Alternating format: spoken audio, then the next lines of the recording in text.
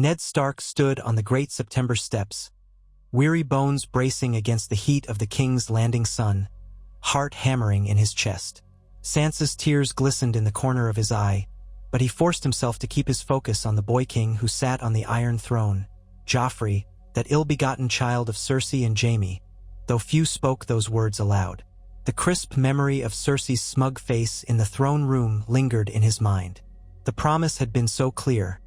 Confess treason, acknowledge Joffrey as rightful king, and the lives of Ned and his daughters would be spared. Duty warred with honor in his heart. All his life he had tried to live with a sense of justice, guided by the gods old and new. But here he was, kneeling in front of a crowd, despised by some, pitted by others. Time slowed as he confessed to crimes he had never committed. Yet for the sake of Sansa and Arya, he forced the words out, each phrase a stain upon his honor, even as the fear in Sansa's eyes clenched his heart. He finished. Silence fell over the gathering. He waited for the Queen's voice or for Joffrey's nod to confirm the arrangement. Instead, Joffrey's boyish timbre rang out, high and merciless, condemning him to death. Ned felt the shock ripple through the crowd as if it were a physical force. Sansa screamed, so shrill it felt like a blade. For a heartbeat, Ned felt acceptance, a cold weight in his gut.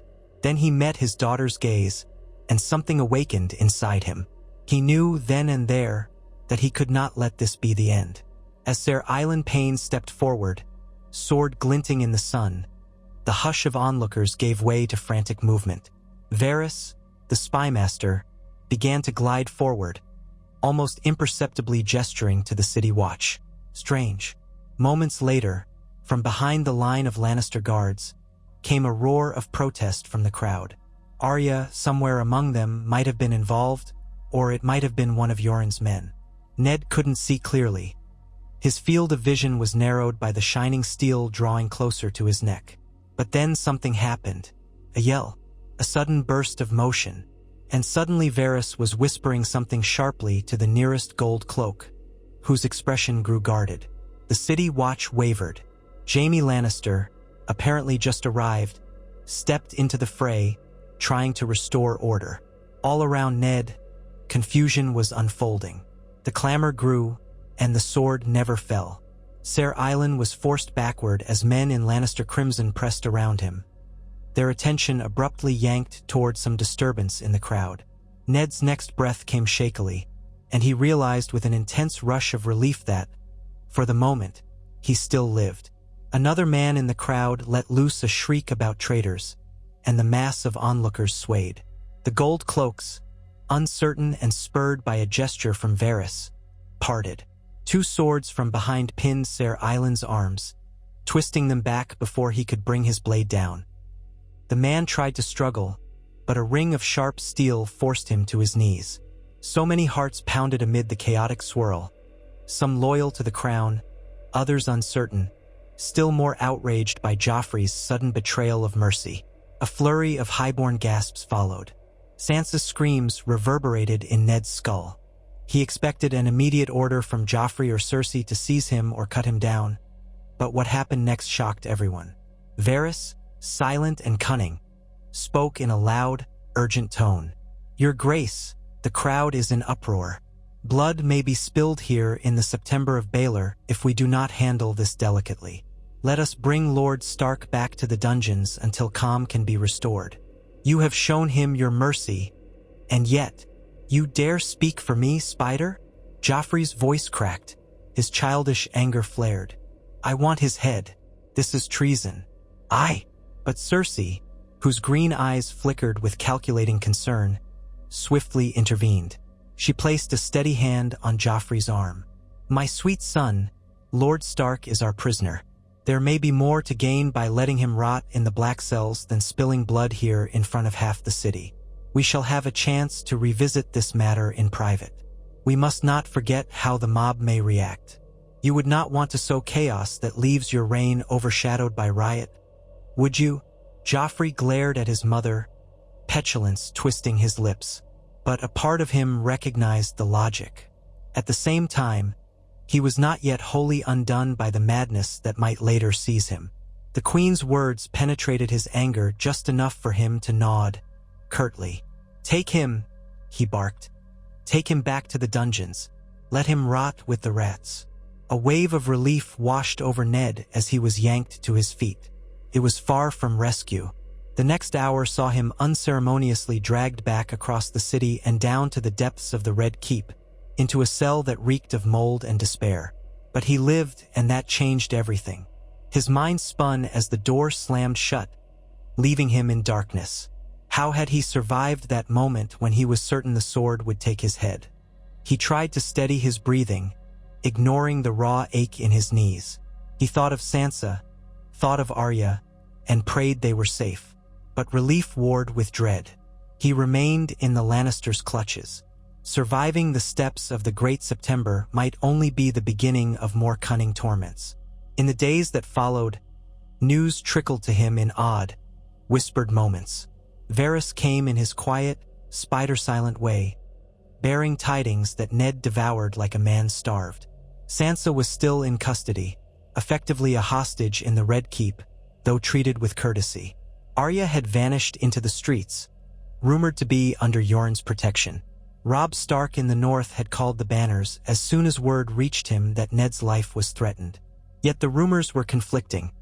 Some said Robb was marching south to rescue his father. Others said the bannermen doubted Ned would be spared. Word of Joffrey's near execution of Ned had inflamed half the realm, and Renly Baratheon was said to have crowned himself in Highgarden's orbit, while Stannis lurked on Dragonstone. It was chaos, still the War of the Five Kings, albeit shifted by Ned's unexpected survival. Varys's whispering visits were laced with puzzle-like hints that Ned barely grasped through the haze of pain and hunger. The Spider was working some scheme. He spoke of negotiations with Tyrion Lannister, who had returned to the capital as Hand of the King. Tyrion seemed eager to avoid unnecessary bloodshed, and the Queen was determined to keep Ned alive for the moment, hoping to hold the North in check. Each night, Ned's mind spun with possibilities. Could there be a chance to see his daughters safe, to smuggle them out of King's Landing? Could there be a route for him to return to Winterfell or rally the North? The very thought seemed like a fragile dream. Weeks passed in darkness. His beard grew wild. His wounds from the throne room had begun to fester until the guards brought a foul-smelling salve to treat them. Whether the Lannisters wanted him healthy or only somewhat alive, Ned wasn't certain. Then the day came when the cell door creaked open, and several gold cloaks yanked him to his feet. Weakened as he was, Ned managed to stand upright. He noted their expressions were subdued. Something was in the air. They led him through winding corridors until they emerged into a private audience chamber. There, seated at a table with a pitcher of wine and scattered parchments, was Tyrion Lannister. The imp looked up, dark eyebrows lifting, a mild curiosity in his mismatched gaze. "Lord Stark," Tyrion said, "I suspect this is not how you imagined meeting me, though you did once hold me in your sister's comfortable apartments at Winterfell, if I recall. At least I can offer you a chair, if you're able to sit." Ned gingerly lowered himself onto the offered seat. He tried to keep his spine straight, though the hunger gnawed. Tyrion studied him for a moment, then sighed. "We find ourselves in an uncomfortable predicament.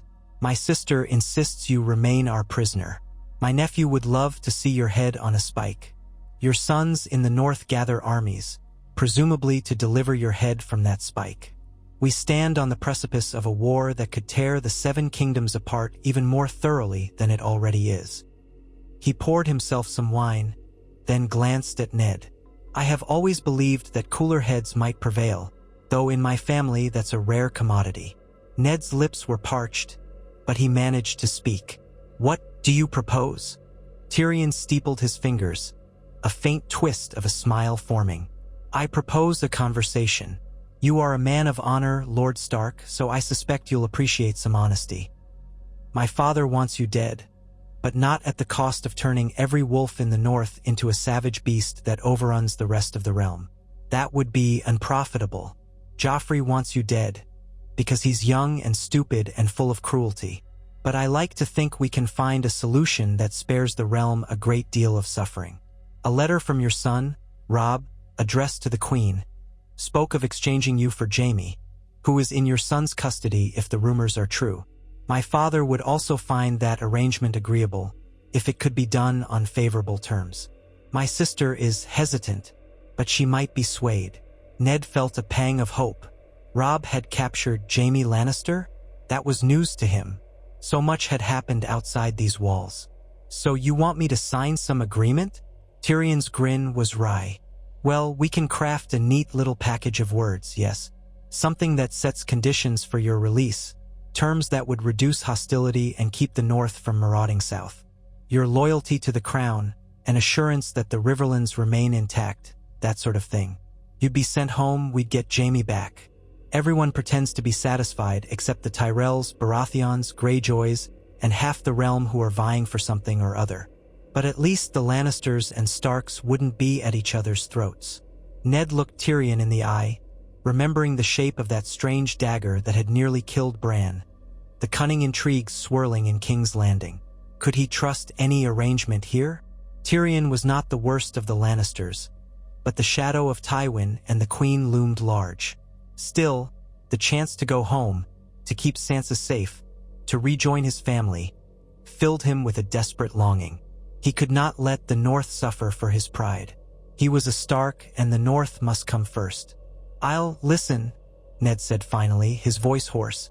Tell me what needs to be done. They spent the next hour hammering out the broad strokes. Ned would write a declaration acknowledging Joffrey's claim, though the wording would be carefully finessed. In return, Sansa would be returned to his custody, and both would be allowed safe passage north once Jaime was released. Neither side would commit new hostilities. Tyrion seemed anxious to secure some measure of stability, so that the Lannisters could deal with the more pressing threats. Renly in the Reach, Stannis on Dragonstone, and the fracturing alliances. It's the best chance you'll have, Tyrion said softly, and perhaps you can stop your bannermen from laying waste to the Riverlands. Ned resented the notion that the North's incursion was simply a savage assault. He remembered well that Tywin's men were already pillaging the Riverlands, but he let the slight pass for the chance this accord might offer. In the end, he dipped quill into ink, signing his name on a parchment that felt like a betrayal of his true convictions. He wrote carefully, each letter drawn as though it seared him. Then it was done. Tyrion nodded in satisfaction and had him escorted back to his cell, though the next day he received better food and bandages. They wanted him strong enough to travel. In the days that followed, Ned's mind danced with possibilities. Was he truly betraying Robert's memory by acknowledging the Boy King?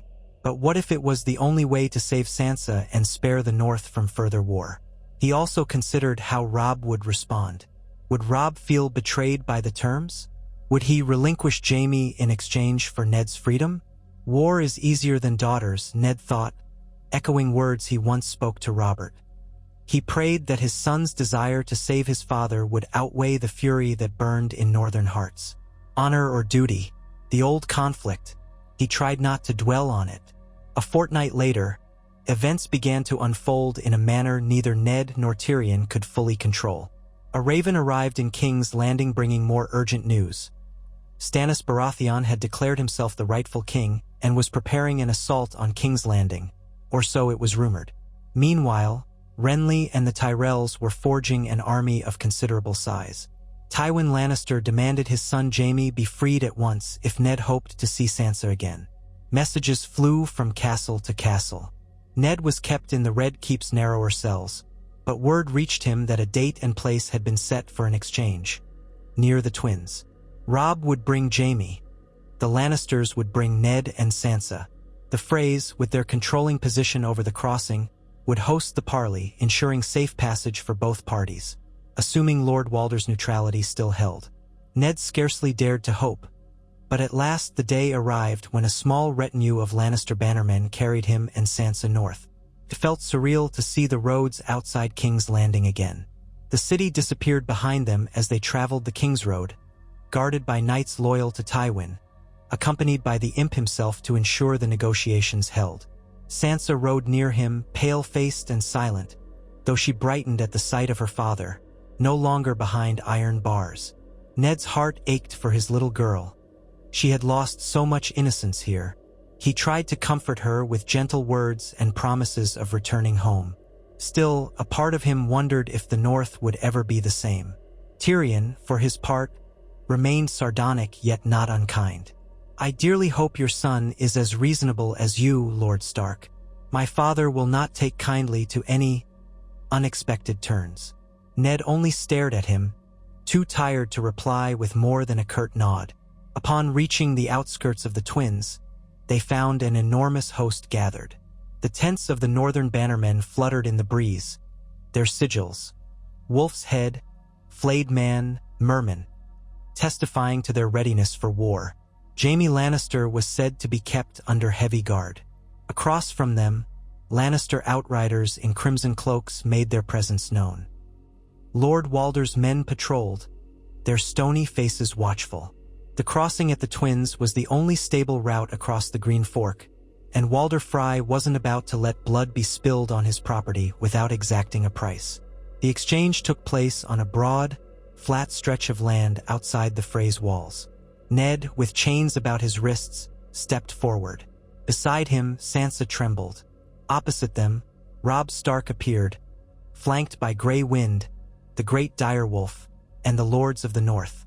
Behind them, Jaime Lannister stood with his hands bound, scowling. Tyrion and a handful of Lannister knights faced off against the northern retinue. At Walder Frey's signal, the two prisoners were each unshackled and guided toward the other side. Sansa, too, was escorted across the clearing to Robb's side.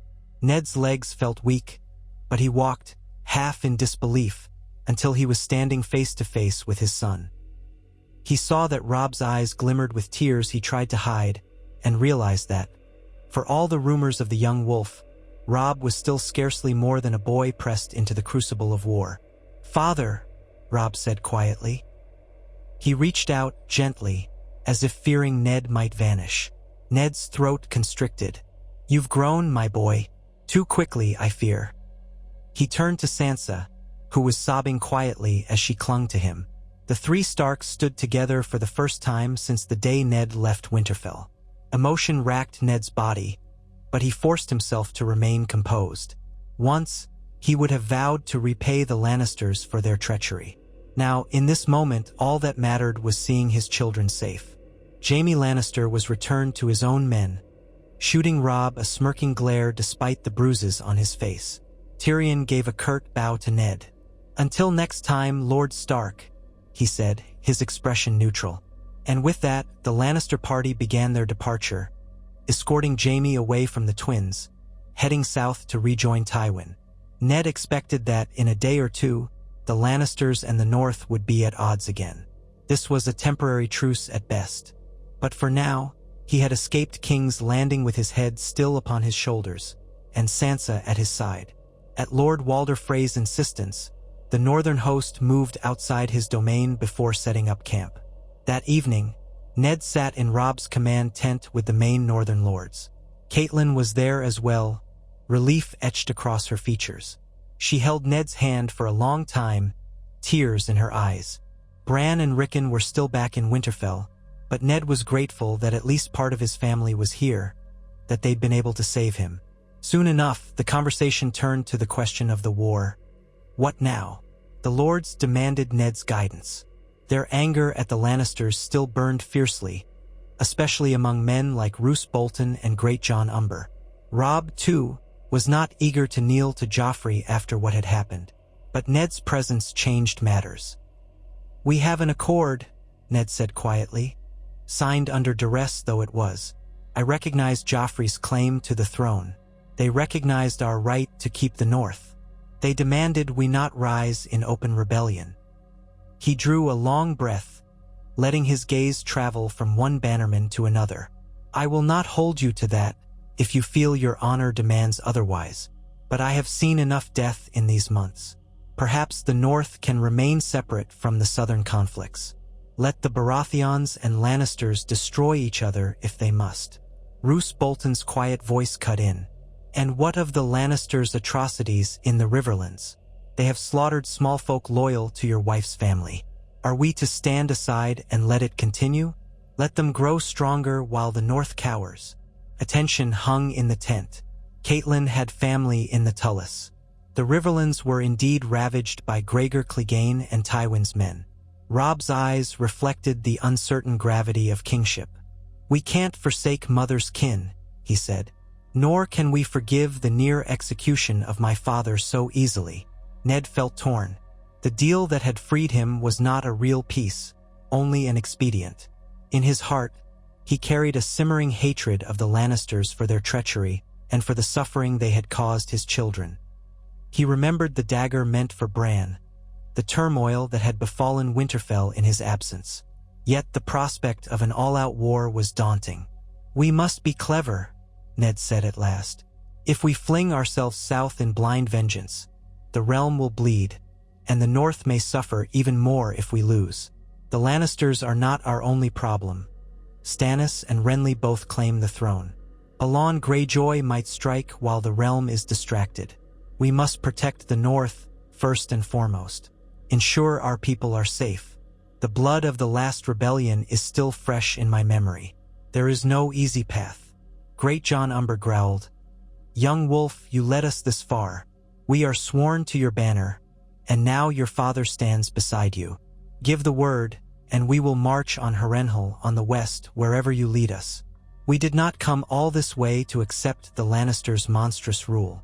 But another lord, Lady Mormont of Bear Island perhaps, spoke with measured calm. "Lord Stark, in Winterfell you have always upheld justice.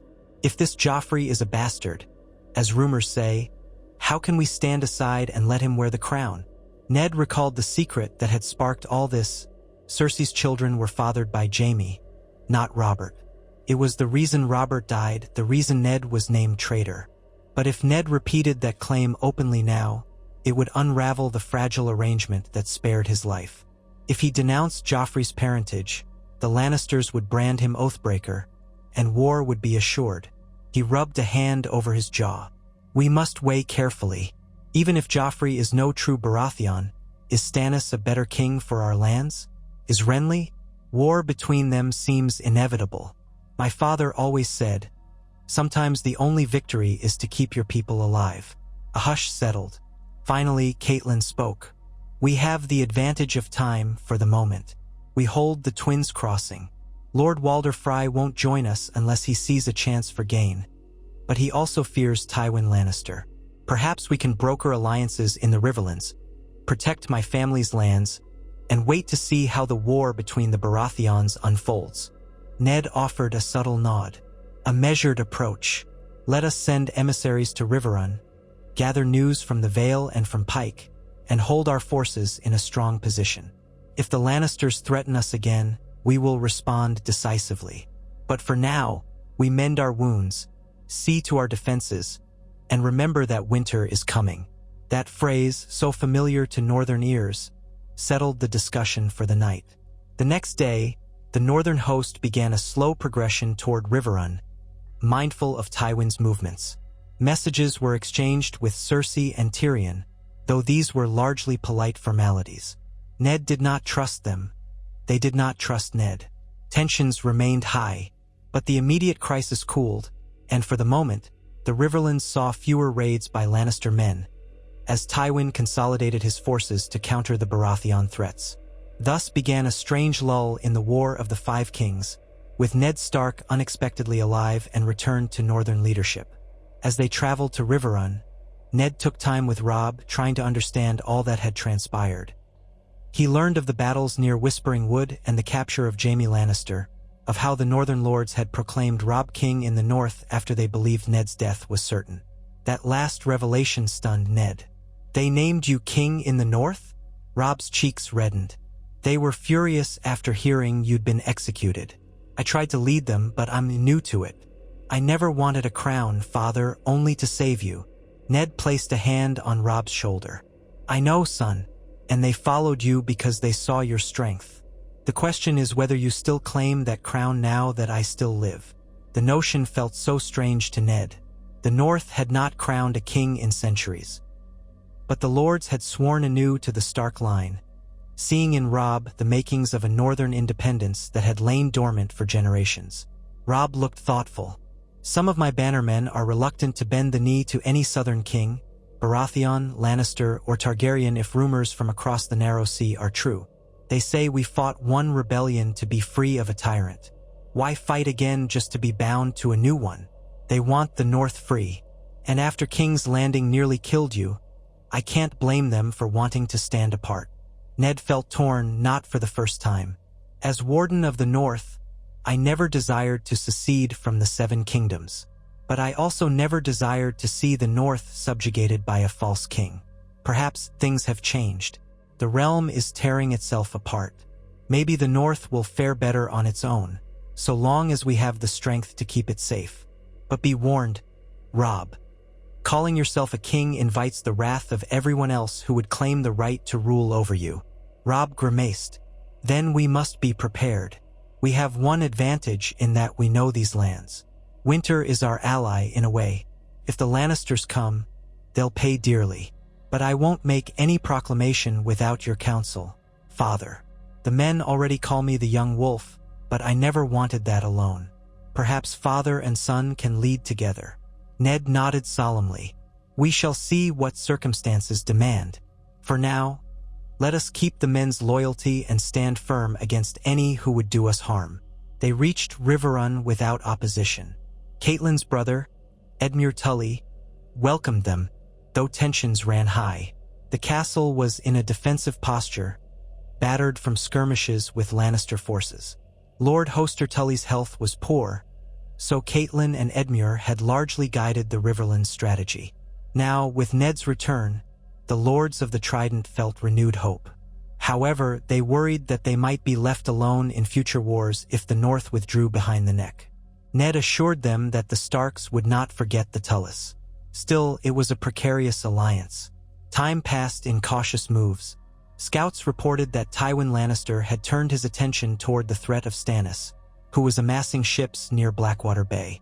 Renly had marched from Highgarden, only to meet disaster when shadows rumored to be birthed by dark sorcery struck his camp. News of Renly's death came as a shock to the entire realm. The Tyrells, leaderless and outraged, eventually aligned with the Lannisters, culminating in the famous stand at the Blackwater where Stannis was broken. Meanwhile, Ned's alliance with the Riverlands allowed them to retake certain pockets of Tully territory from scattered Lannister raiders. Casualties occurred, but not on the scale once feared. Ned tried to keep the conflict limited, not wishing to commit to a grand offensive that might reignite all-out war. Yet unrest churned in the ranks of the Northern Lords. Great John Umber, the Karstarks, the Boltons, they wanted vengeance. In hushed corners of camp, they whispered that Ned had grown soft, that a second rebellion was needed to topple the false king in the south. Robb, too, felt the tension as men looked to him for bold action. Balancing that pressure with Ned's caution weighed heavily on him. Father and son often held long councils, sometimes disagreeing. Robb insisted that the Lannisters would never be satisfied until Stark influence was destroyed. Ned argued that preserving their strength for the winter and protecting the North came first. Each had valid points, and the friction was palpable. Meanwhile, Sansa tried to recover from her trauma in King's Landing. The safety of Riverrun's walls soothed her nerves somewhat, but nightmares plagued her. Catelyn comforted her as best she could. Arya's whereabouts remained uncertain, though reports hinted she might have been taken by the Brotherhood without banners or was traveling in the Riverlands under an alias. Ned clung to the hope that she was alive, praying that the old gods would guide her back to them. Then came the letter from Tyrion Lannister, newly confirmed as Master of Coin, and unofficially the hand behind Joffrey's rule. He congratulated Ned on his honorable restraint in limiting the hostilities. He hinted that the Lannisters were open to further negotiations, as King's Landing needed to stabilize the realm after defeating Stannis at Blackwater. He invited Ned to send an envoy to the capital to discuss terms for peace. Ned read the letter with a grim expression. Tyrion's words were as carefully measured as the steps of a cat stalking a bird. One misstep and the trap might spring. Still, with the Tyrells now allied to the crown, the Lannisters had fresh power. They might think it prudent to crush the North next. A treaty might forestall that. When Ned brought this to council, he was met with heated debate. Great John Umber roared that no good would come from parleying with the devils who nearly killed our liege lord. Roose Bolton, quieter, pointed out that the Lannisters could muster a staggering force if they combined their armies with the Tyrells. Our men are brave, but we cannot stand against half the realm alone, he said with his usual calm. Robb was torn, wanting justice for all the suffering the Lannisters had caused, yet conscious of the need to protect his people. Eventually, Ned decided to at least listen to what the crown might offer. If they demand our obedience, they will find us unyielding, he said. But if there is a path to ensure the North's sovereignty without further bloodshed, we must consider it. They sent Catelyn south as an envoy, accompanied by a small retinue of knights and soldiers, to hear what the Lannisters proposed. Ned would have gone himself, but half the lords refused to let him leave, fearing a trap. Catelyn, while reluctant, agreed that her presence might moderate the negotiations, as she was a Tully and less threatening to the crown than the lord who had once proclaimed Joffrey's illegitimacy. Time stretched painfully while they awaited her return, receiving only occasional ravens that reported the cautious discussions. Meanwhile, with the war in partial stalemate, small folk began to trickle back to the Riverlands. Winter crops were planted, uncertain as they were, and a semblance of normalcy returned in pockets. But the realm remained uneasy, a tinderbox waiting for the next spark. Catelyn finally returned weeks later bearing news. The Lannisters wished to confirm the North's fealty but were prepared to name Ned Stark as Prince of the North, granting him near-sovereign autonomy under the Iron Throne, provided the North did not secede fully, and provided the Starks recognized Joffrey's reign publicly. The Riverlands could receive restitution for damages, though likely not enough to truly compensate for the devastation. In exchange, the crown demanded free access through the North for trade and the Night's Watch, and a vow not to harbor any pretenders to the throne. It was effectively an attempt by the Lannisters to keep the kingdom nominally united while allowing the North to largely govern itself, so long as Ned bent the knee and renounced any talk of a king in the North. In the war tent at Riverrun, the Northern lords received this news with outrage. Many had already named Robb their king, and they wanted no half-measures. The men roared that the North should not bow to a bastard. But Ned saw something else in the Lannisters' terms. Fear. The war had bled the realm, and the crown was anxious to avoid another front. They offered generous terms to keep the North from open rebellion. Many lords rejected it anyway. Robb looked to his father with torn eyes. "What do you say, father?" Ned exhaled heavily. "I say there is wisdom in measuring the cost of more war. We have gained an advantage by scaring them into these concessions. But as I told you, openly naming you a king sets us against the entire South. If the Tyrells and Lannisters combine, they may eventually march north in force. They have gold, food, and men in abundance. We have endured, but winter is upon us soon enough." The debate raged. Lady Mormont insisted they stand by their new king. Great John roared for war. Roose Bolton, cunning, asked if the terms could be improved. Edmure Tully was concerned about the Riverlands' future under Lannister influence. For 3 nights they argued. On the 4th, Ned spoke to Robb alone on the battlements of Riverrun, overlooking the moonlit waters of the Tumblestone. "Robb," he said quietly, "I will abide by the will of our bannermen. If they wish for independence, we can fight for it. But I would be remiss if I did not warn you that winter battles are harsh, and King's Landing is flush with new allies. The Tyrell supply lines are formidable. Our men might starve before we break them." Robb looked out at the silvered river. "You always taught me to act for the good of our people. If we bow to them, do we truly protect our folk, or do we consign them to future tyranny? What if in a few years, a Lannister or some other king wants more from us, takes offense at something? We'll be forced to fight anyway, but under worse conditions." Ned's heart felt heavy. "When Robert and I rose against the Mad King, we believed we fought a just cause. And we won, but the realm still bleeds from that war. Sometimes I wonder if there could have been another way. I do not wish to see the North turned into a graveyard, but you speak truth as well. The Lannisters cannot be trusted to keep faith indefinitely." After more careful reflection, Ned proposed a middle path in council. They would leverage the crown's fear for better terms, ensuring actual sovereignty in all but name for the North and full reparations for the Riverlands, as well as a set limitation on how many Southern troops could ever cross the neck. Further, they would demand strict adherence to the promise that the Lannister armies would not encroach.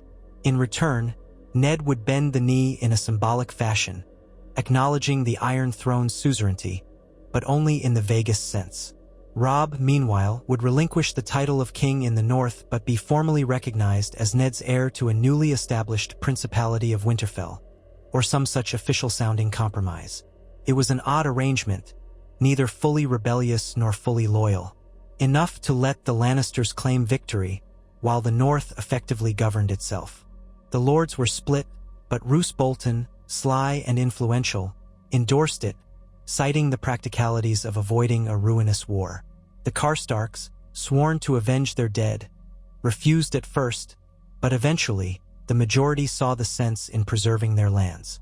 Robb, with reluctance, agreed. He wouldn't call himself king. He would hold to a lesser title that still kept the North united. Thus, the Second Rebellion, for now, was forestalled by negotiation.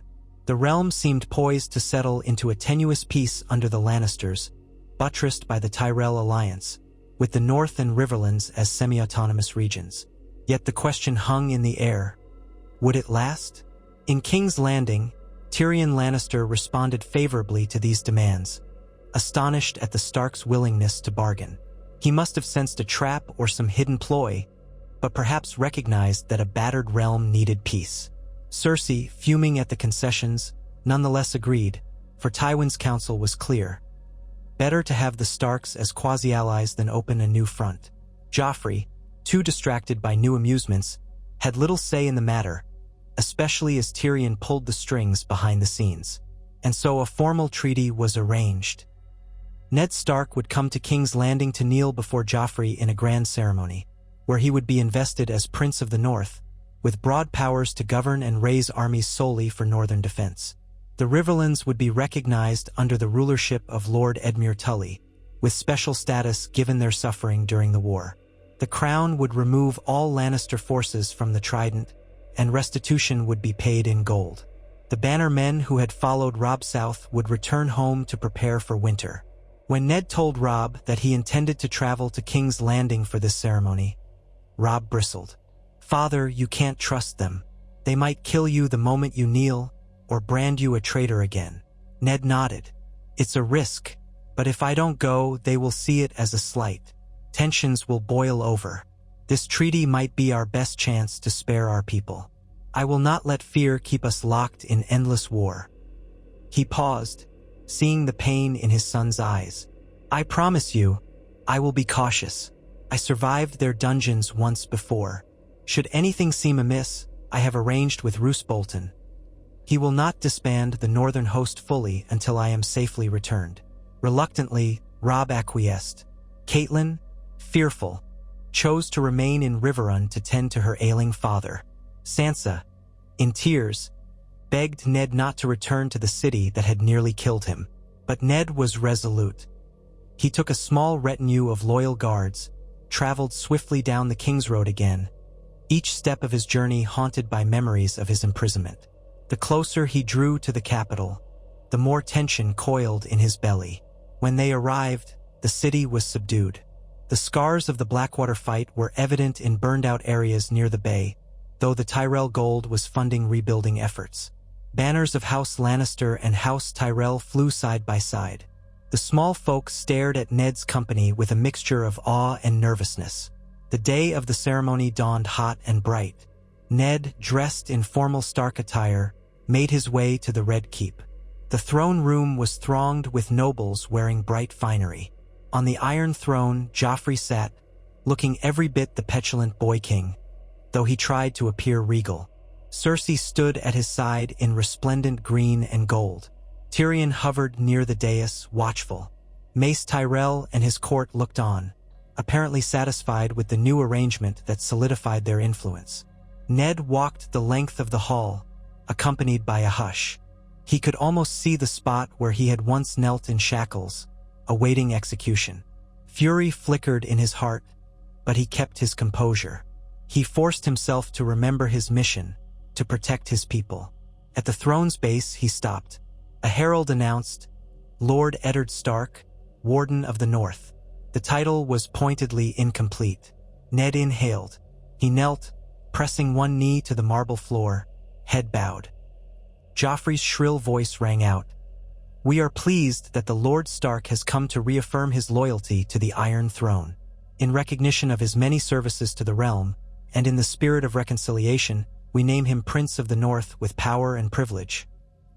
He prattled on, reciting the formal titles that had been hammered out in negotiations. Ned's skin crawled at every word, but he stayed silent, resolved. At the end, Joffrey concluded, "Rise, Prince Eddard, and receive the realm's blessing." A slight, condescending smile curved Joffrey's lips. Ned rose. He did not look at Cersei or Tyrion, though he could feel their stares. The hall erupted in polite applause, though more than a few faces showed distaste. A final word from the High Septon sealed it. Ned Stark, no longer just the warden, but not quite a king either. He left the Red Keep as soon as the formalities ended, refusing the lavish feast. Tyrion managed to corner him briefly in a corridor, though looking uncharacteristically serious. "Lord Stark," he said quietly, "I hope this arrangement will stand. The realm has had enough blood.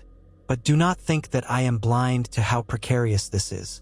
My father is not a man who forgets grudges easily. And your sons? Are they as inclined to keep the peace?" Ned met Tyrion's gaze. "We all want peace now, Lannister. But the North will not bend again if your father or nephew break faith." Tyrion sighed. "I suspect you are right." He paused, then, in a moment of unusual candor, added, "Look after your daughters, Lord Stark. King's Landing isn't safe for them, nor is it truly safe for you, no matter the ceremony today." Ned inclined his head and departed. The next morning, he left the city behind, accompanied by the stares of small folk who remembered the rumors of how he had once been almost executed right there on the steps. As the spires receded in the distance, Ned felt a measure of relief, but also the cold weight of foreboding. This new peace was a fragile thing. The realm was battered, alliances tenuous. Joffrey's cruelty was not subdued by any vow, and Tywin Lannister's hunger for dominion remained. Upon his return north to Riverrun, Ned shared the details of the ceremony. The men grumbled, but they recognized it as a step tower. RD stability. The northern bannermen slowly withdrew to their own lands, returning to see to their harvests and prepare for the winter. The Riverlands, though still scarred, breathed a sigh of relief. For a short while, the War of the Five Kings shrank to the War of the Three. Joffrey, who reigned in King's Landing, Balon Greyjoy, who was making noises of independence in the Iron Islands, and far away in the east, whispers of Daenerys Targaryen with her dragons, though many doubted such rumors. Stannis had retreated to Dragonstone, but was still a danger. The realm was far from settled, yet the North had found an uneasy respite. In the months that followed, Ned and Robb returned to Winterfell at last. It was an emotional homecoming, with Bran and Rickon rushing to greet them in the courtyard. Winterfell showed signs of wear. Theon Greyjoy's presence, which had once been near, was now gone. He had returned to the Iron Islands. Ned embraced Maester Luwin, who blinked back tears of joy. The castle staff flocked to see their returned lord. Lady Stark and Sansa traveled ahead, reuniting with the younger boys. For a moment, Winterfell felt like home again, safe and warm despite the chill in the air. But peace was never truly assured. As the first snows of winter began to fall in the north, ravens from the wall brought dire tidings of White Walkers and wildlings massing beyond. Jon Snow was still part of the Night's Watch, rumored to be venturing beyond the wall on some perilous mission. Ned's worry turned to that direction now. If winter truly came with an army of the dead, all the petty politics in King's Landing would matter little. The ancient enemy had returned, if the rumors spoke true. Yet no southern lord believed it. They cared only for crowns and gold. Perhaps that would be their undoing. Robb attempted to settle into a new role as the heir to the Principality of Winterfell, an odd title that felt foreign on northern tongues. He spent more time patrolling the neck, ensuring no southern armies violated the treaty. Some of the lords who once cheered him as king in the north had grown bitter, feeling their independence was abandoned. But they respected Ned too much to openly revolt. A fragile unity held. Meanwhile, Sansa found some comfort in helping manage the castle. Catelyn oversaw the training of new stewards, conscious that war or winter could come again at any moment. Bran, though broken in body, deepened his bond with the Godswood's ancient weirwood, exploring strange dreams. And Rickon, wild and restless, roamed the corridors with Shaggy Dog at his side. Ned spent long hours in the Godswood himself, reflecting on the path that had led him here. He had survived King's Landing. He had negotiated a precarious peace. Yet the realm was still fractured, and the threat beyond the wall loomed. He prayed to the old gods for guidance, but the rustling of the weirwood branches gave no simple answer. Sometimes he felt he should have let Joffrey kill him. Perhaps that martyrdom would have sparked a true northern independence that united the entire realm against the Lannisters. But then he remembered the tears in Sansa's eyes, the heartbreak in Catelyn's voice, and he knew he had done what he must. Honor is a fine thing, but it cannot feed or protect your people if you are dead. Time crept onward.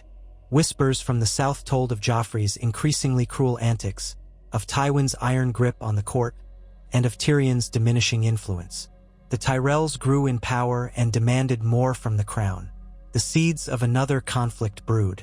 Some said that if Tywin died, chaos would sweep King's Landing anew. The Iron Islands probed the western coasts with raids, testing the Lannister navy. The Martells in Dorne simmered with a desire for vengeance for Elia. All the while, the snows deepened in the north, and the harvest stored in Winterfell's granaries was carefully rationed. Ned realized that the future might see a north strong enough to stand apart, especially if the White Walkers came. For if the long night returned, all human squabbles would fade to insignificance. Nevertheless, for that first winter the peace held. The second rebellion that many Starks had clamored for did not materialize on the scale they expected. There was no grand march on King's Landing led by a rescued Ned Stark, head of a triumphant army. Instead, there was compromise and uneasy truces, half measures that some said undermined the North's honor. Others quietly thanked the old gods that their harvest and their sons were not ground to dust under Lannister spears. Families remained together, and father and son led side by side. The wolves of the North waited for spring, or for some deeper call to arms that might come from the wall. In the third moon of winter, the raven came from Castle Black with a single message. The dead move in the far north. We need aid, or the realm falls. Signed by Lord Commander Mormont. Ned read it, heart pounding, and immediately summoned Robb and their most trusted bannermen to Winterfell. Here, at last, was the threat that overshadowed all else. We cannot ignore this, Ned said gravely. I have seen the others in my nightmares. My brother Benjen vanished beyond the wall.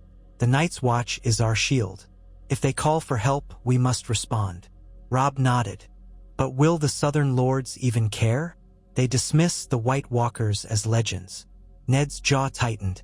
We cannot wait for the Lannisters or Tyrells to believe us. The North must do what is necessary to defend the realm, even if the realm will not defend itself. If we do nothing, we risk the horrors of the long night returning. Our ancient vows to the Night's Watch are older than any crown. The lords in council were uncertain. Some demanded confirmation. Others recognized the gravity of the old stories. The maesters had long taught that the others were myth, yet there had been too many strange sightings, too many vanished rangers to dismiss. Lady Mormont recalled old legends from Bear Island, the stories of undead armies crossing the polar wilderness. The Karstarks insisted on caution, as mobilizing an army in winter was a risky proposition. But Ned was resolute. We must send men, supplies, and we must see for ourselves. Robb, you will stay in Winterfell to govern in my stead, ensuring our lands remain safe from any southern opportunists. I will go to the wall. Robb protested. Father, you have only just returned. Let me go in your place. Ned shook his head. No, you are the rallying banner for the North. If the Southern Lords see an opening, or if Balon Greyjoy decides to raid us, we need strong leadership here. You have proven yourself in battle, but the realm sees me as the older figure of stability. I will do this. I cannot abandon the Night's Watch to face this alone. That settled it. Within a fortnight, Ned Stark, with a band of loyal knights and soldiers, made the arduous journey through deepening snow to the Wall. Along the way, they found small folk huddled in villages, hungry and fearful, occasionally men claiming they had seen dead men walking. At Castle Black, the sight of the towering wall never failed to fill Ned with awe. Lord Commander Mormont greeted him grimly. "Welcome, Lord Stark, or should I say Prince of the North? Humph. Titles won't help us much in the haunted forest, but I suppose we'll take any allies we can get." Ned embraced the old bear. "Titles or no, we come to help. What news?" Mormont led him to a chamber where maps were spread out. "Rangers have reported whites moving south, especially near the Fist of the First Men. Jon Snow and a party went to investigate. We haven't heard back. Wildlings are fleeing the far north in droves, heading this way. Their king, Mance Rayder, may be mustering them. If something worse is driving the wildlings south, we're in deep trouble." Ned felt a stab of worry for Jon, but he set it aside. "Then we go beyond the wall ourselves. We meet this threat head-on." So it was that Eddard Stark gathered what men he could spare, along with a contingent of Black Brothers led by Mormont. With supplies strapped to hardy northern horses and sleds, they ventured into the icy wilderness. The air was knife-sharp against their cheeks. Night after night, Ned's dreams were filled with swirling snow and pale, inhuman figures. At times, he thought he glimpsed a shape in the trees, tall and gaunt, eyes glowing blue, but it vanished the moment he tried to focus. The men's spirits were tested by the bitter cold. Each sunrise brought them deeper into the unknown. At the Fist of the First Men, they found signs of battle, shattered weapons, frozen corpses, but no sign of Jon or the others. The bodies, broken and rearranged in a macabre spiral, suggested a dark intelligence at work. Grief pressed on Ned's heart, but he refused to abandon the search. They followed tracks, half buried in new snow, until one frosty dawn, a band of wildlings was spotted. Ned ordered the Black Brothers to approach under a flag of truce. The wildlings were desperate, haggard, many wounded. Their leader, a one-eyed man with a battered horn, told them that an army of the dead had swept through their camp by night. "The dead. They rose and attacked us. White shadows with eyes like ice." He spat, trembling in either fear or cold. "We came south to flee them. We'll join you or kill you, it doesn't matter, we won't go back that way." Ned's men offered them bread and salt, forging a tense alliance in the face of a common foe. 2 nights later, they found Jon Snow, alive but battered, leading a handful of surviving brothers. He collapsed into Ned's arms, eyes rimmed with exhaustion. "Father," he rasped, forgetting his usual formality in the shock of relief. "They're real. The others. I saw them. They took some of our brothers, turned them like puppets made of ice. We managed to burn most of them. It's the only way." Ned felt tears freeze on his lashes. He pressed Jon's hand. "Rest now, son. We will find a way." Soon after, the undead found them. In the eerie silence of a moonlit night, the others attacked, gliding through the trees, their swords of ice shimmering with deadly grace. Whites shambled behind them, frost-bitten corpses that wailed and tore at living flesh. Ned's men fought with a terror-laced fury, hearts hammered in their chests as they tried to hold the line. The one advantage they had learned: fire, torches, flaming arrows, anything that could burn. Ned's sword felt heavy in his hands, but he steadied himself, calling on an old northern calm. When another came at him, slender blades slicing the air, Ned met it with steel that promptly shattered. The creature's inhuman strength and the cursed cold that emanated from it nearly overwhelmed him. He narrowly dodged a killing blow thanks to a wildling's spear thrust. The spear itself froze and cracked, but it bought Ned a moment. Another brother smashed a torch into the other's side, causing it to recoil with a shriek that sounded like crackling ice. The creature's form evaporated in a swirl of icy shards. Yet more pressed forward. The whites, though slower, were relentless. Mormont roared for them to form a defensive ring, igniting small piles of kindling. John, half his face smeared with blood, set flame to an arrow and shot it into a white's chest, igniting it. Ned, forced to pick up a torch rather than a sword, swung desperately at the undead that lunged for him. The stench of burning flesh filled the air, and men screamed. The others moved at the edges of the firelight, hissing, testing for weaknesses. One glided close enough that Ned felt the temperature plummet. He thought he heard a voice like cracking ice utter words he could not comprehend. Terror seized him, but he refused to yield.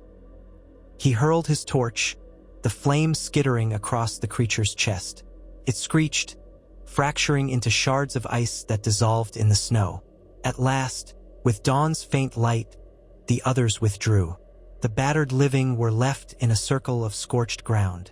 Bodies lay strewn about, wildlings, black brothers, Stark bannermen. So many lost. John knelt beside a fallen comrade, eyes haunted. Ned realized this was a war beyond anything they had known. A war for survival against an enemy that would never treat for peace. The memory of King's Landing, of the Iron Throne, felt like a distant child's game. This was the real threat. Ned ordered the survivors to build pyres for their dead.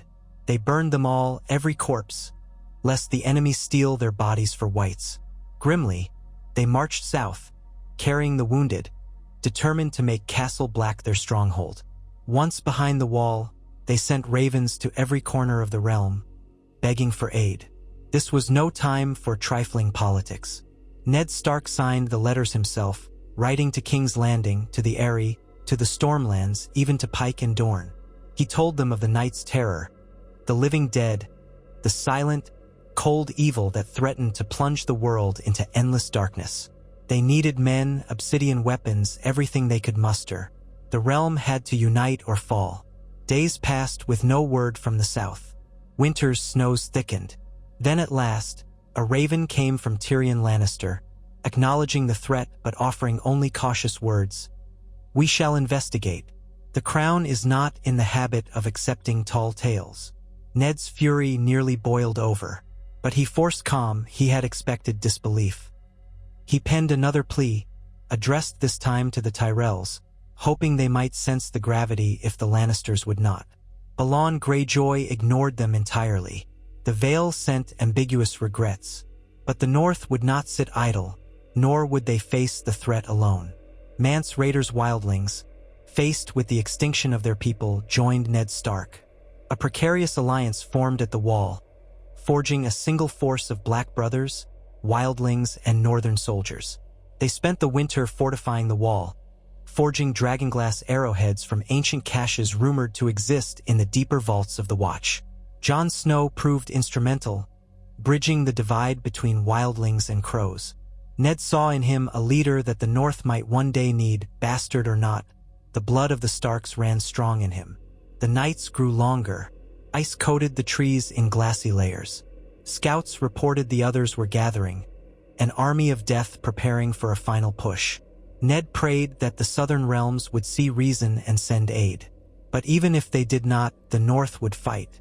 For if the others broke through the Wall, they would eventually sweep across all 7 kingdoms, leaving nothing but frozen husks. A second rebellion meant nothing in the face of the long night. Only the living versus the dead. In a moment of quiet reflection, Ned found himself at Castle Black's old Godswood, a small cluster of weirwood trees near the base of the wall. The ancient face carved in the white bark gazed at him with solemn red eyes. He knelt, ignoring the biting cold on his knees. "Gods, give me strength," he murmured. "I have tried to keep my family safe, to keep the North from destruction. Now I see the enemy was never truly the Iron Throne, but the cold death creeping from beyond. Let me protect my children. Let me protect the realm." He remembered King's Landing, the horror of kneeling before Joffrey, the ignominy of forging a hollow peace. He remembered the endless arguments among lords who thought only of crowns. Yet none of it mattered if they failed here. Would the lords unite behind the banner of House Stark if it meant the difference between life and death? Or would they call him a liar and let the North stand alone? He stood, looking up at the towering wall. Snow drifted from the parapets, swirling in the gloom. A hush blanketed the fortress. This was where he was meant to be, he realized. Not in the south, not dancing with kings and queens, but here at the threshold between life and the frozen unknown. He closed his eyes, recalling the faces of his children. Robb, brave and unsure. Sansa, quietly yearning for songs of home. Arya, lost in the wilderness of war but fierce in spirit. Bran and Rickon, the future of Winterfell. Jon, who wore black but whose heart was as noble as any Stark. He pictured them all safe within the walls of Winterfell. He would do anything to keep them that way. A breath of wind, cold as the grave, swept across the courtyard. Ned Stark opened his eyes, set his jaw, and turned back to the grim work of preparing for the onslaught. The wind carried the promise of endless night, but also the faint echo of a wolf's howl. As long as the wolves still howled, the North was not yet lost. They would stand, as they had for thousands of years, watchers on the walls, guardians of life in the face of death. And if war came again, whether from the south or from the icy wastes, House Stark would be ready. For this was the new shape of the rebellion Ned Stark had sparked by surviving King's Landing. No longer a mere struggle for a throne, but the forging of an alliance that might save the realm itself. He knew, deep in his bones, that all their battles, all their sacrifices, had led to this final stand. The White Walkers would not be stopped by golden lions or wilted roses alone. Only a united front, from Dorne to the Wall, could hold them back. And if the realm failed to answer the call, the North would still fight because it must. Because that was the meaning of those ancient words.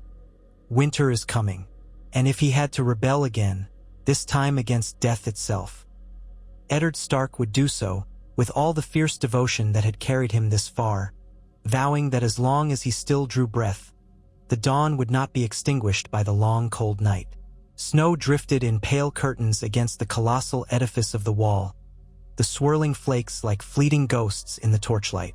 Castle Black sat in grim anticipation, its ramparts lined with black brothers peering northward as if expecting the dead to sweep across the ice at any moment. In the courtyard, Eddard Stark stood with Lord Commander Mormont, his breath a plume of white in the frigid air, as they oversaw the last of the fortifications. Fires crackled in braziers set at regular intervals, flickering warmth against the deathly chill. Here and there, wildlings and men of the Night's Watch worked side by side in a cautious collaboration. Desperation had driven these old foes into alliance, for if the others struck in force, they would tear through any divisions among the living. Ned had never imagined such a sight.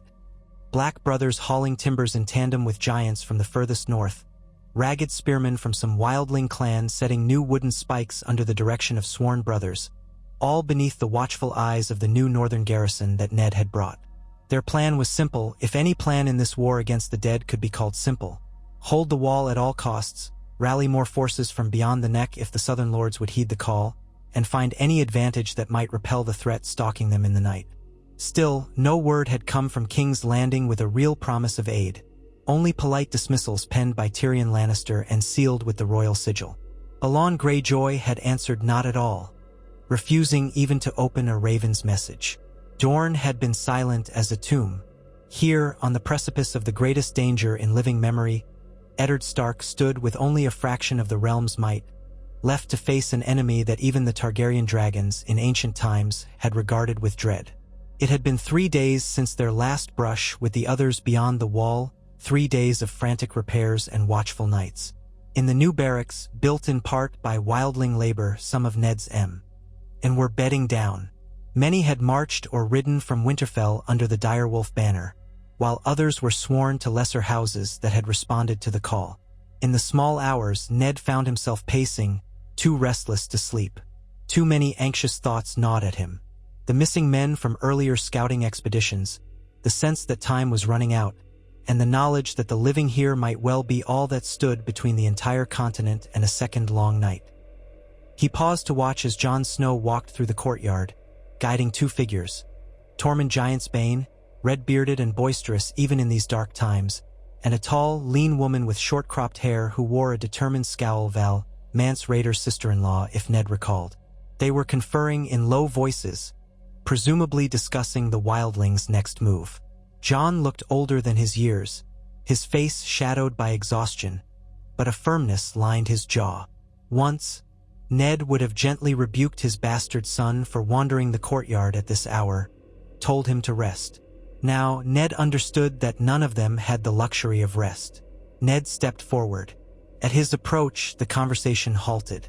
Tormund nodded politely, an odd courtesy from a wildling, but Tormund had proven more reasonable than most might expect. Val gave Ned a curt bob of her head, silver blonde hair catching the torchlight. "Lord Stark," she said. "Any word from Mance? Or from my sister?" "None," Ned replied gently, though he could see the worry in her eyes. Mance Rayder and Dalla had parted ways from the main wildling mass weeks ago, trying to rally more free folk and lead them south of the wall for safety. They were still out there, somewhere in the bitter frost, with the army of the dead prowling behind them. "We keep watching, waiting. If they draw near, we'll open the gate to them. We've readied space in the Shadow Tower as well, if they come that route." Tormund clapped Jon on the shoulder, giving a forced grin. "At least it's warmer inside these walls than up in the mountains. But I'll not trust that black ice out there. The White Walkers are waiting. Any day now they'll come. Might be tonight, might be next moon's turn, but they'll come." Jon nodded, exchanging a glance with Ned. "We should check the supplies, my lord. Fire is our main defense: oil, pitch, torches, dragonglass. We've started forging arrowheads from the obsidian we found at the Fist of the First Men, but it's slow going." A part of Ned still marveled at the notion that dragonglass, an ancient curiosity, was their best weapon. Yet he had witnessed an other shrivel and crack under a flaming brand. Any advantage might tip the balance. "A wise idea," Ned said. "Let's have the stewards give us a count before dawn." Val frowned. "And what if the supplies run out? Will we stand here, slinging pebbles at ice demons?" Ned exhaled. "We're doing what we can, Lady Val. The South is not quick to believe. But with luck, we'll find more caches of obsidian, or we'll craft more if that's possible. We can also try steel treated with special oils. There have been rumors that some blacksmiths can replicate the effect of dragonglass, though it's uncertain. For now, we rely on fire." She opened her mouth to speak, but only shook her head. Tormund sighed, clapping both Jon and Ned on the shoulders. "We'll make do. The living always do, until we don't." With that, he trudged off toward the common hall. Jon lingered, glancing at Ned. "Father," he began, then remembered to correct himself. "My lord, can we speak privately?" Ned nodded. "Of course." They moved away from the center of the courtyard, stepping through a narrow passage that led onto the top of the curtain wall at Castle Black. At night, only a few brothers patrolled here, while the rest kept watch on the catwalk near the top of the wall. A lantern swung from a pole, casting a wavering pool of light. Jon's breath caught in the cold. "You do not have to call me my lord," Ned said softly. "Not when we are alone." Jon studied his father's face. "I'm sworn to the Night's Watch. I must uphold that vow, but—" He hesitated, drawing a bracing breath. "I need your counsel as a father, and as the man who once taught me honor. The men here, we're holding on by a thread. The wildlings obey Mance because they fear the others more than they hate us, but that fear can turn them feral. The Black Brothers follow the Lord Commander, but half of them are new recruits, criminals who join to escape punishment, or boys who know nothing of the cold up here. It feels like everything could unravel at a single spark." Ned rested a hand on the stone parapet, feeling the chill against his gloved fingers. "I know. The weight of it presses on me, too. We must keep them unified, Jon. That might mean we bend sometimes, compromise with the free folk, let them keep some of their ways within the walls while the Black Brothers grit their teeth. So long as we remember who the real enemy is." Jon nodded in a weary way. "There's more. Some of the Black Brothers speak of mutiny if the Lord Commander continues to treat with wildlings. They say the Watch's ancient vow forbids it, calls them oath-breakers. And the wildlings, in turn, mutter that they'd rather take their chances running south than remain cooped up with men who once hunted them for sport. Lord Commander Mormont is aware? Yes, he's trying to keep a lid on it, but the cracks are forming. We may need stronger leadership than he can provide alone. A sorrow flickered through Ned's eyes. He admired Mormont, but the old bear was no longer young. The stress of the impending war weighed heavily on him. We'll offer what strength we can. The North's men are sworn to me. If we stand behind Mormont, we can quell talk of insurrection. Let the Black Brothers see that we are all on the same side. As for the wildlings, I will talk to Tormund again and Val. We must show them that we are not their jailers, but their shield. Jon released a long breath. Thank you. I only hope we have enough time. They stood for a few moments longer, gazing out at the silent whiteness that stretched to the horizon. The moon illuminated a sea of snowdrifts, and somewhere far beyond the range of their sight, an army of the dead gathered. Ned felt small in the face of it. A man might have all the gold of Casterly Rock or sit upon the Iron Throne, but out here, none of that mattered. Only life and death remained. Quietly, father and son went down the steps, each lost in the same grim thoughts. At dawn, a sharp cry woke the fortress. Riders! Riders approaching! Ned emerged from his chamber, the same Spartan accommodations used by highborn guests at Castle Black, and headed to the courtyard. His breath quickened. Riders meant news. Maybe it was Mance Rayder or some messenger from the south. He found a cluster of Black Brothers already gathering near the gate. Jon Snow stood among them, flanked by Ghost, the direwolf, who bared his teeth at the faintest sign of threat. 3 riders were let in. Snow clung to their cloaks, and their horses' flanks were crusted with ice. Ned recognized the lead figure as one of the Stark outriders he had sent south, a grizzled man named Barley. The rider slid from his horse and dropped to one knee. "My lord," he gasped, face half frozen. "We bring tidings. News from the Neck." Ned helped him up. "Tell me." The outrider's eyes, watering from the cold, carried a flicker of alarm. "A raven from Moat Cailin says that Lannister outriders have been spotted near the border of the north, in the salt marshes west of the King's Road. Also, some of Lord Bolton's men in the Dreadfort claim there's a host mustering around the White Knife. Hard to say if they're loyal to you or if they're up to something else." Ned frowned. Roose Bolton had seemed cooperative enough in the last negotiations, but the man was notoriously cunning. It may just be that Bolton is preparing for winter, or he might see the realm's chaos as an opportunity. Barley continued, "There is more, my lord. A second message from your lady wife. She begs you come south. There's been a dispute at the Twins. Lord Walder Frey is vexed about unpaid tolls from Wildlings Crossing or some matter involving your new arrangement with the Crown. I couldn't get the full story, but Lady Stark seemed anxious. She said you were needed." Ned's heart tightened. The notion of leaving the Wall when the others might strike at any moment felt impossible. But the North's stability was precarious. If Walder Frey grew disgruntled enough to bar the crossing, or if Bolton moved in the shadows, the entire region could erupt. And if the Lannisters were indeed probing the Neck, it suggested Tywin or Cersei was not content to let the North remain unmolested, even with their official treaty. Jon looked at his father with concern. "You can't leave now, can you?" "I don't want to," Ned said quietly. "But if the South or the Eastern Lords threaten us, we cannot afford civil war while the others gather. I must ensure the North stays united." A distant horn blew from atop the wall, a single low note that echoed across the courtyard. The Watchers signaled no immediate threat, but it was a reminder of how precarious their situation was. Ned pressed a hand to Barley's shoulder. "Rest, get warm, find food. We'll talk more after you've recovered." The man nodded gratefully, and Ned turned to Jon. "We have a predicament, my son. If the North fractures or if the Freys close their gates, we'll be cut off from supplies. The men I left in Winterfell and Moat Cailin cannot hold off a determined Lannister advance for long. I must settle this. But if I ride south, I leave the wall vulnerable. Jon's brow furrowed. You've already given us more support than the Watch has had in generations. Maybe that has to be enough.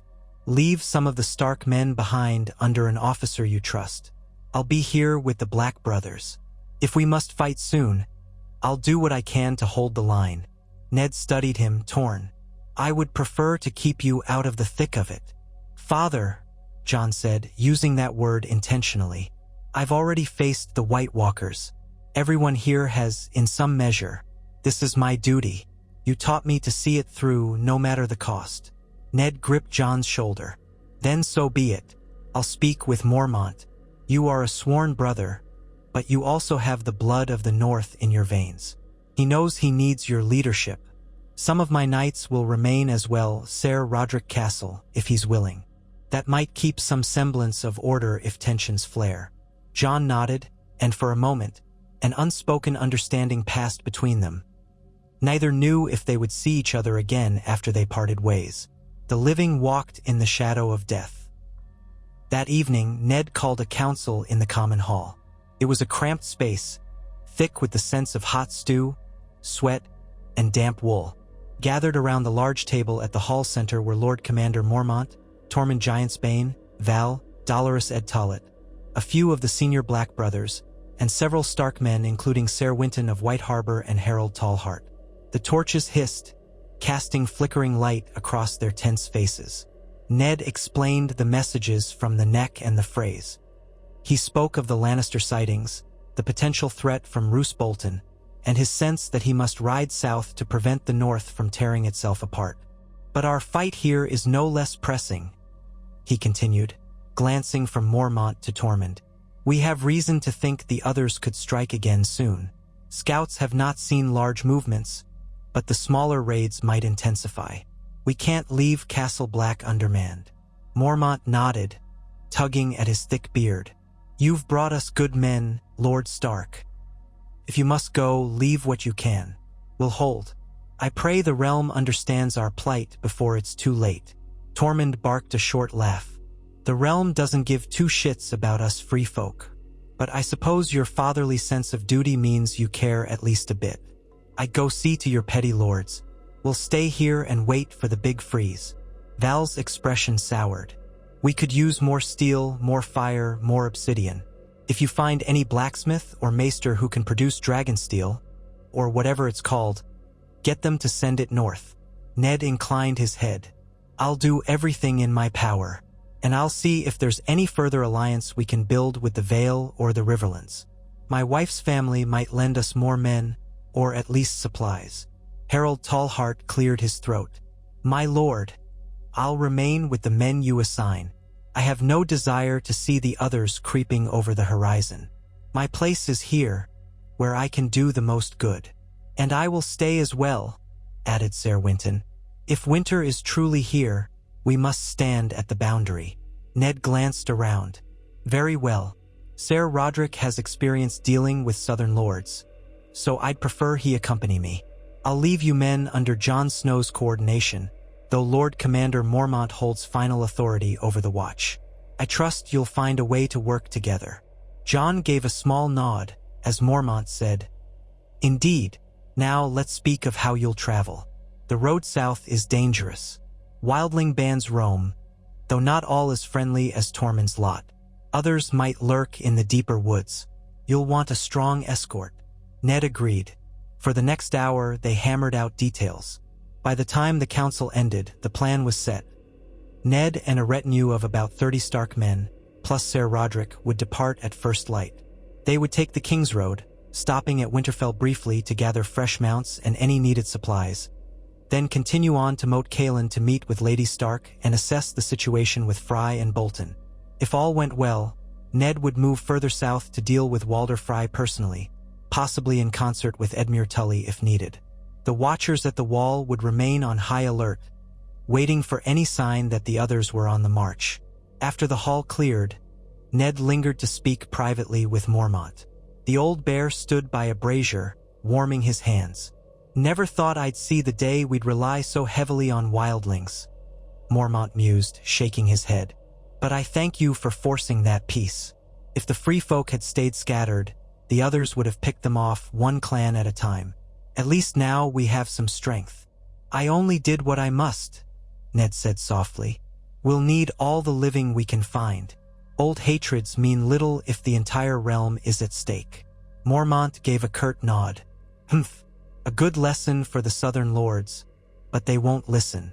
Send more ravens if you can, from Winterfell. Maybe one of them will hear. I'll send them, Ned promised. And I'll do my best to secure more resources. If the others breach the wall.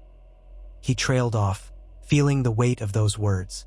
We'll hold, Mormont said firmly, though worry lined his face. One way or another, we'll hold. Ned placed a hand on the man's shoulder, then excused himself to find rest. But sleep was elusive, and dawn came too soon. They set out as the first pale light touched the wall's icy heights.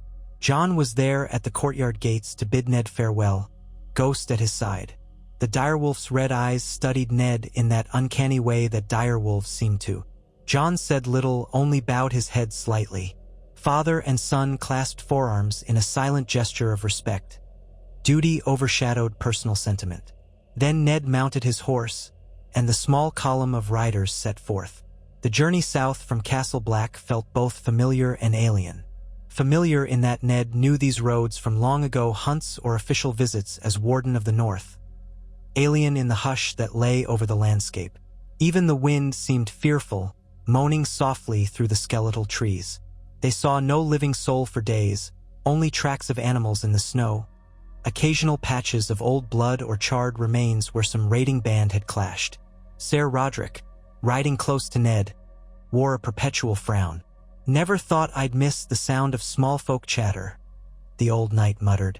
But this silence sets my hairs on end. They kept a brisk pace, mindful of the cold seeping into their bones. Each night, they built a ring of fires and set double watches, half expecting the others to fall upon them. Yet no attacks came. Whether that was good fortune or a sign that the dead were massing for something bigger, none could say. On the 6th day, they reached the vicinity of Long Lake, where they encountered a handful of hardy trappers. The men gaped at the passing column of armed Starks, then quickly bowed. One, an older man with a wiry beard, recognized Ned. "My lord," he croaked, stooping as though in worship. "We've heard such tales, the dead in the forest, eyes like frost. Is it all true?" Ned dismounted to speak with him. "Yes," he said, refusing to lie, "but we hold them at the wall for now. The night's watch stands. If you can, gather your kin and store supplies. Winter is deeper than we've known." The trapper nodded grimly. "We will. Gods be good, we will." Ned pressed on. 3 more days brought them to Winterfell. The fortress rose from the snowy plain like a dark sentinel, smoke curling from the chimneys. Though it was cold, the geothermal hot springs still gave pockets of warmth inside the ancient walls. As they rode through the gate, Ned felt a pang of longing. This was home, yet he could not afford to linger. Robb was there to greet him in the courtyard. The moment Ned dismounted, his eldest son embraced him tightly, old formalities forgotten. "Father," Robb said, relief in his voice, "thank the gods you're well. Did you see any others? Any wildling raiders?" "None," Ned replied, returning the embrace. The road was quiet, though not comfortably so. How fare things here? Robb led him into the great hall, where a modest fire crackled. Servants bustled to bring hot spiced wine and bread.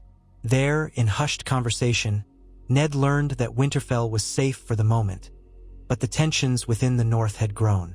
Roose Bolton had indeed marshaled forces near the White Knife, claiming he was preparing for a potential Lannister intrusion. House Manderley of White Harbor was wary of him and had begun mustering as well. Clashes had been avoided so far, but the threat of open conflict was real. How did it come to this so fast? Ned murmured, pacing before the hearth. Robb rubbed his temple.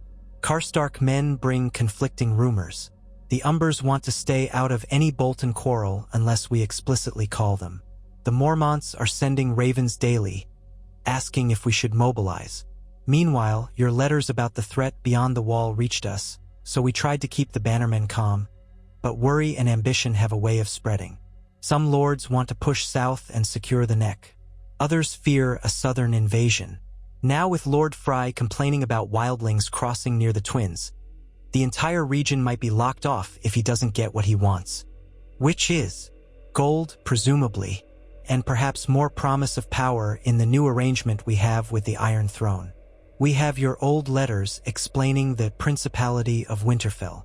Lord Frey must want a piece of that new order. Ned frowned deeply.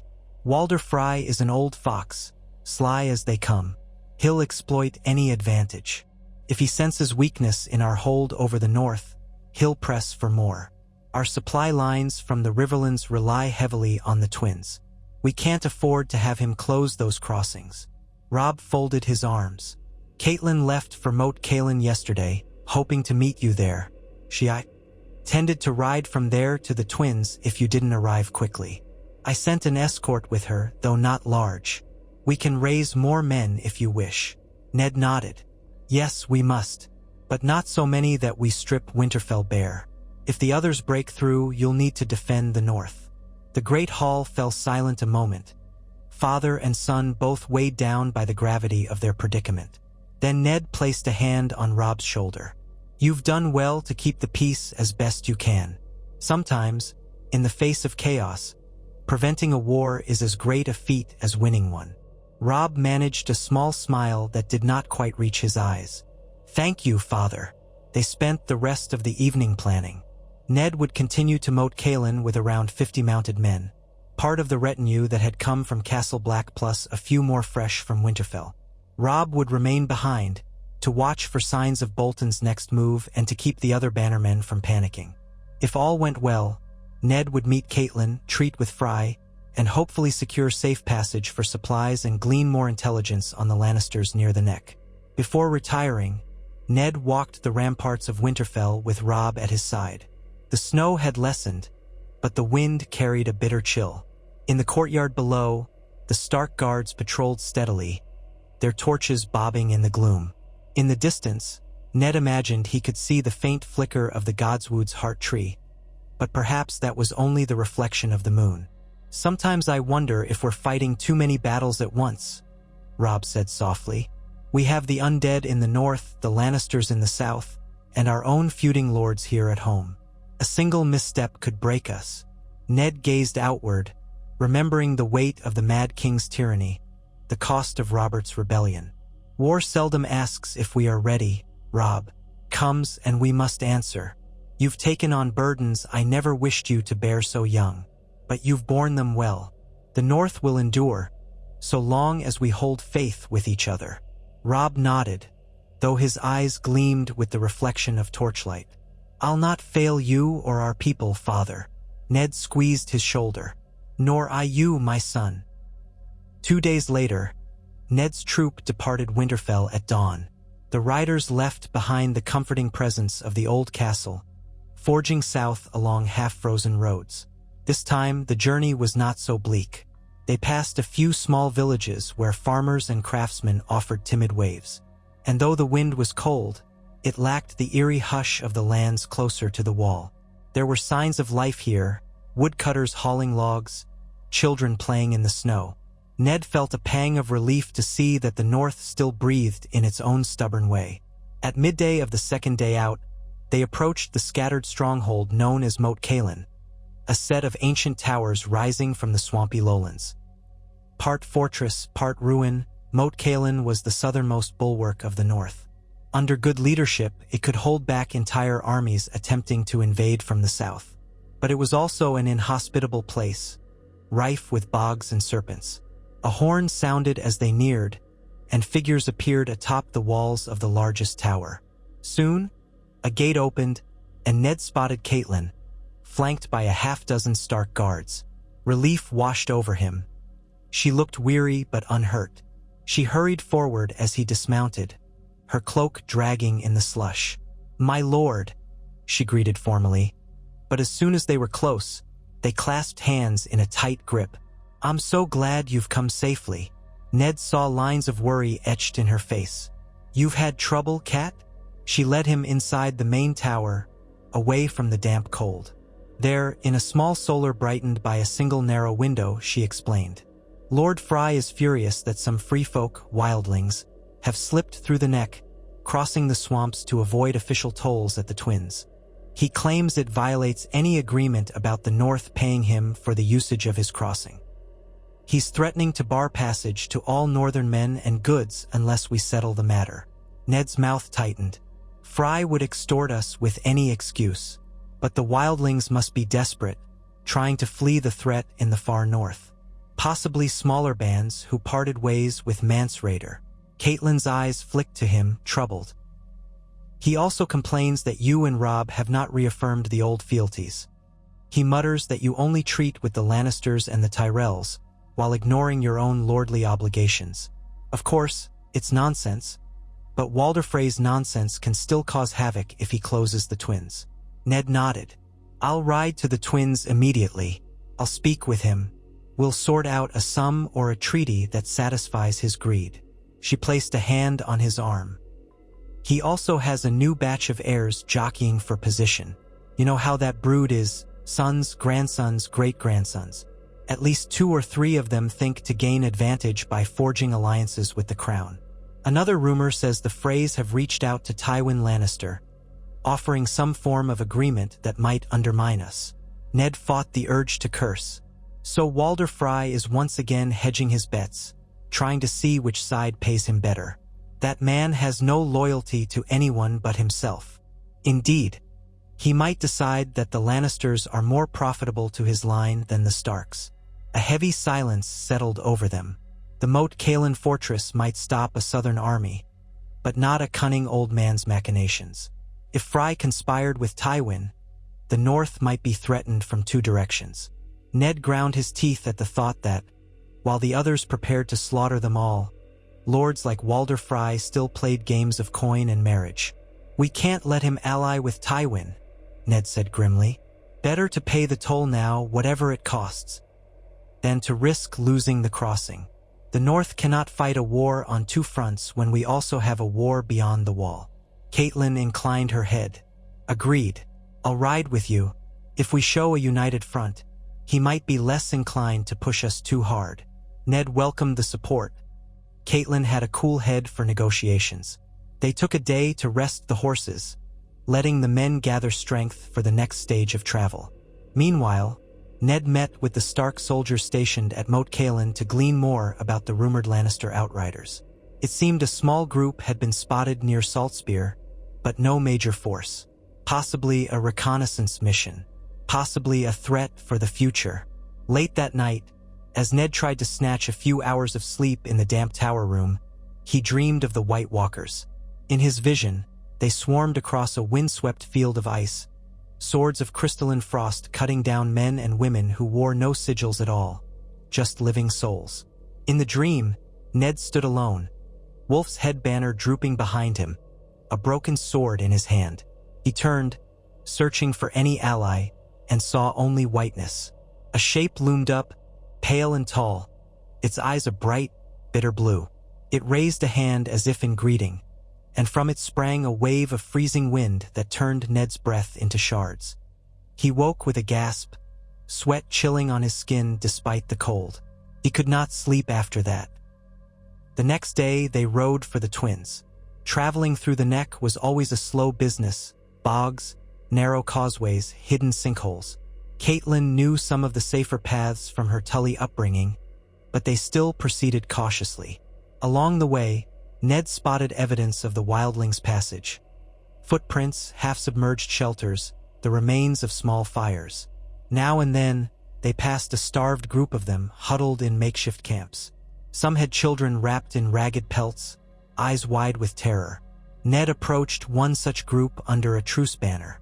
A woman with matted hair glared suspiciously, clutching a spear with shaking hands. Ned dismounted, showing empty palms. "We mean you no harm. Where do you come from?" The woman hissed.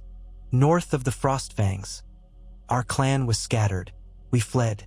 Heard there was warmth in the south, so we came. But the man in that castle across the water demands coin or service to pass." We have nothing but our lives." Ned's heart clenched at the desperation in her voice. He asked if they had faced the dead. She spat. We lost half our number to them. The crows said come south. So we did. Now we starve. The South's no better than the land of the dead."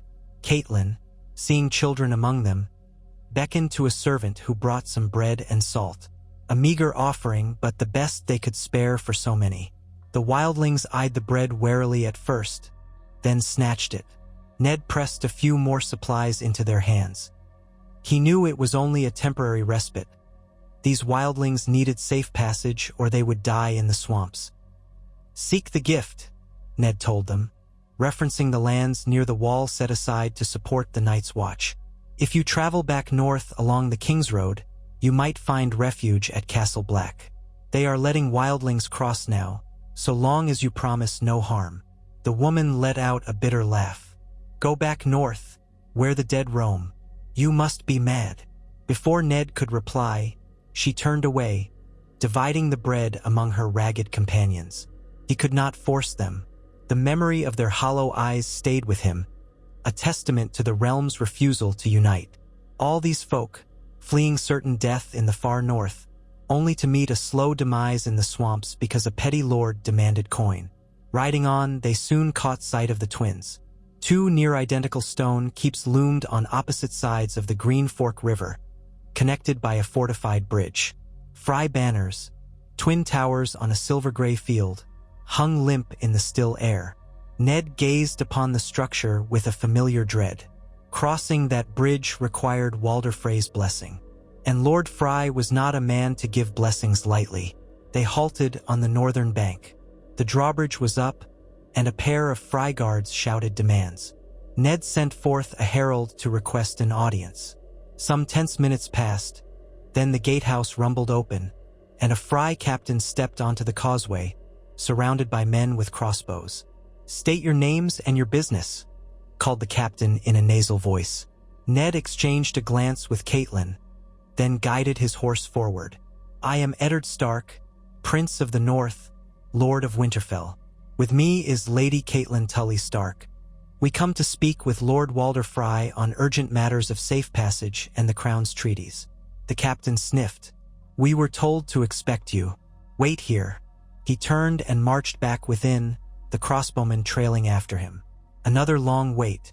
Ned kept a firm grip on his reins, glancing around at the wide, muddy banks.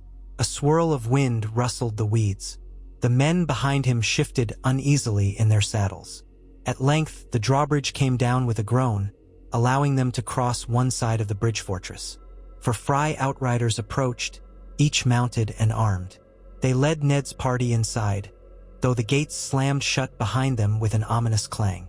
Within the courtyard, more Frey men stood in stiff formation. Ned scanned their ranks for a friendly face but saw none. Caitlin's expression remained outwardly calm. She had grown up near these lords in the Riverlands and knew Walder Frey's endless brood. Perhaps she recognized a cousin or two. They were led into the main hall of the Northern Twin. Long benches flanked a central aisle of rough-hewn stone. Torches sputtered. At the far end, enthroned on a high wooden seat padded with threadbare cushions, sat Lord Walder Frey, a frail figure with watery eyes and a mouth set in an almost permanent scowl. Around him stood a cluster of younger Freys, presumably sons, grandsons, and so forth, some middle-aged, some barely men-grown. A few women hovered at the edges, perhaps wives or daughters. Lord Frey blinked as Ned and Caitlin approached. "Ah," he croaked, "Lord Stark, so you've remembered your dear friend Walder at last." Ned bowed stiffly. "Lord Frey, I hope we come in peace, to resolve any misunderstandings about tolls and wildling crossings." Frey let out a wheezing chuckle. "Misunderstandings? My gates see more riffraff than a flea-bottom tavern. Wildlings, sellswords, whores, everyone thinks they can pass the twins without so much as a by your leave. And when I ask for the courtesy due my house, I'm called miserly." He pointed a bony finger at Ned.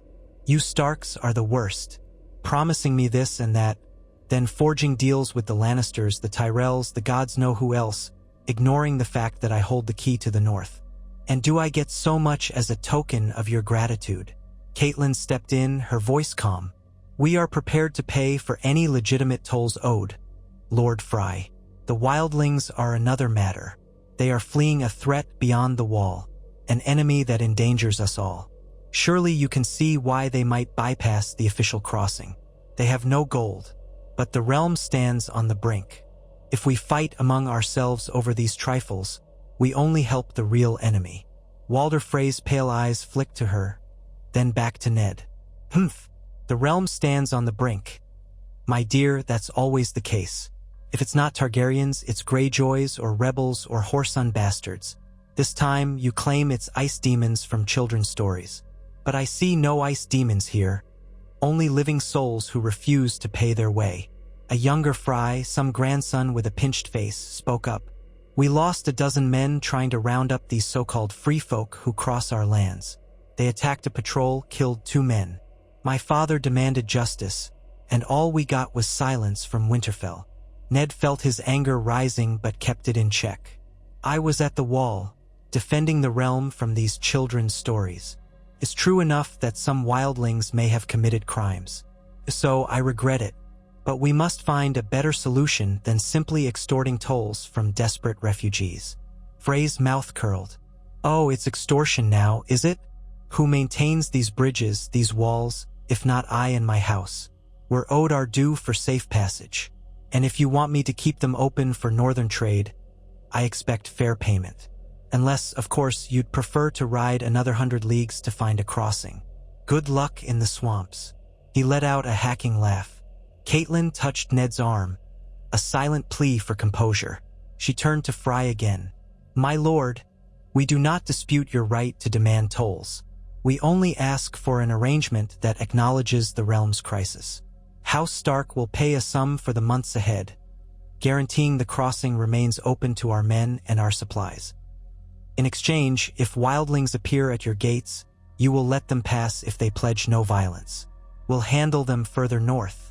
And any who do break the peace, we will punish ourselves. A hush followed. Walder Frey tapped his cane on the floor, squinting. Oh, you will pay, will you? And how large a sum? Large enough to keep me from taking the Lannisters' gold? Or the Tyrells? They're flush with coin, I hear. And I am so old and crotchety, you see. The weight of gold soothes my ailing bones. Ned steadied his breath. Name your price. Ha! That's a dangerous invitation, young man. Frey bared a few yellowed teeth. But let's see. First, I want acknowledgement of the twins as an independent lordship, not just a vassal to the Tullis or the Riverlands. That means I want no more trifling from Riverrun or from King's Landing about my obligations to them. Second, I want a seat at any future council that sets the terms of the realm. You're the Prince of the North, aren't you? Fine. Then I want to be recognized as a kind of, let's call it a warden of the crossing. Something official, so my heirs can't be dismissed by your fancy new arrangement with the crown. Third, I want a marriage alliance for one of my grandsons, maybe Edwin or Ryman, to a suitable match from House Stark or one of your close bannermen. Ned's shoulders grew taut.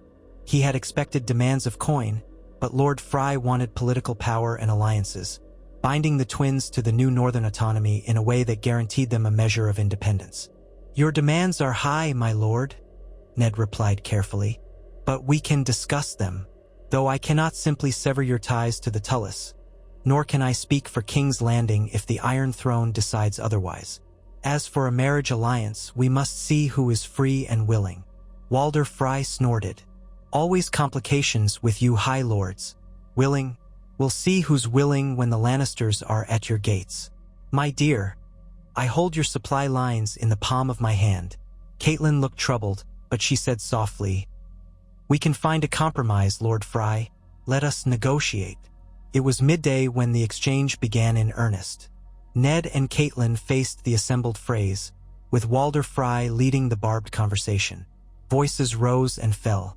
Many times, Ned had to swallow his pride, remembering that if they failed, the entire North, and the war against the others, would be imperiled by a locked crossing.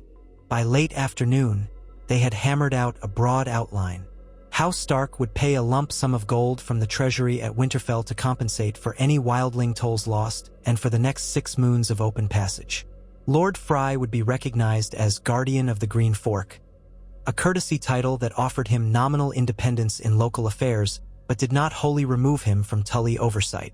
A formal betrothal would be arranged between one of Walder Frey's grandsons and a daughter or niece of a northern lord. Specific details to be settled after consultation. Wildlings who approached the twins and pledged peace would be allowed to cross.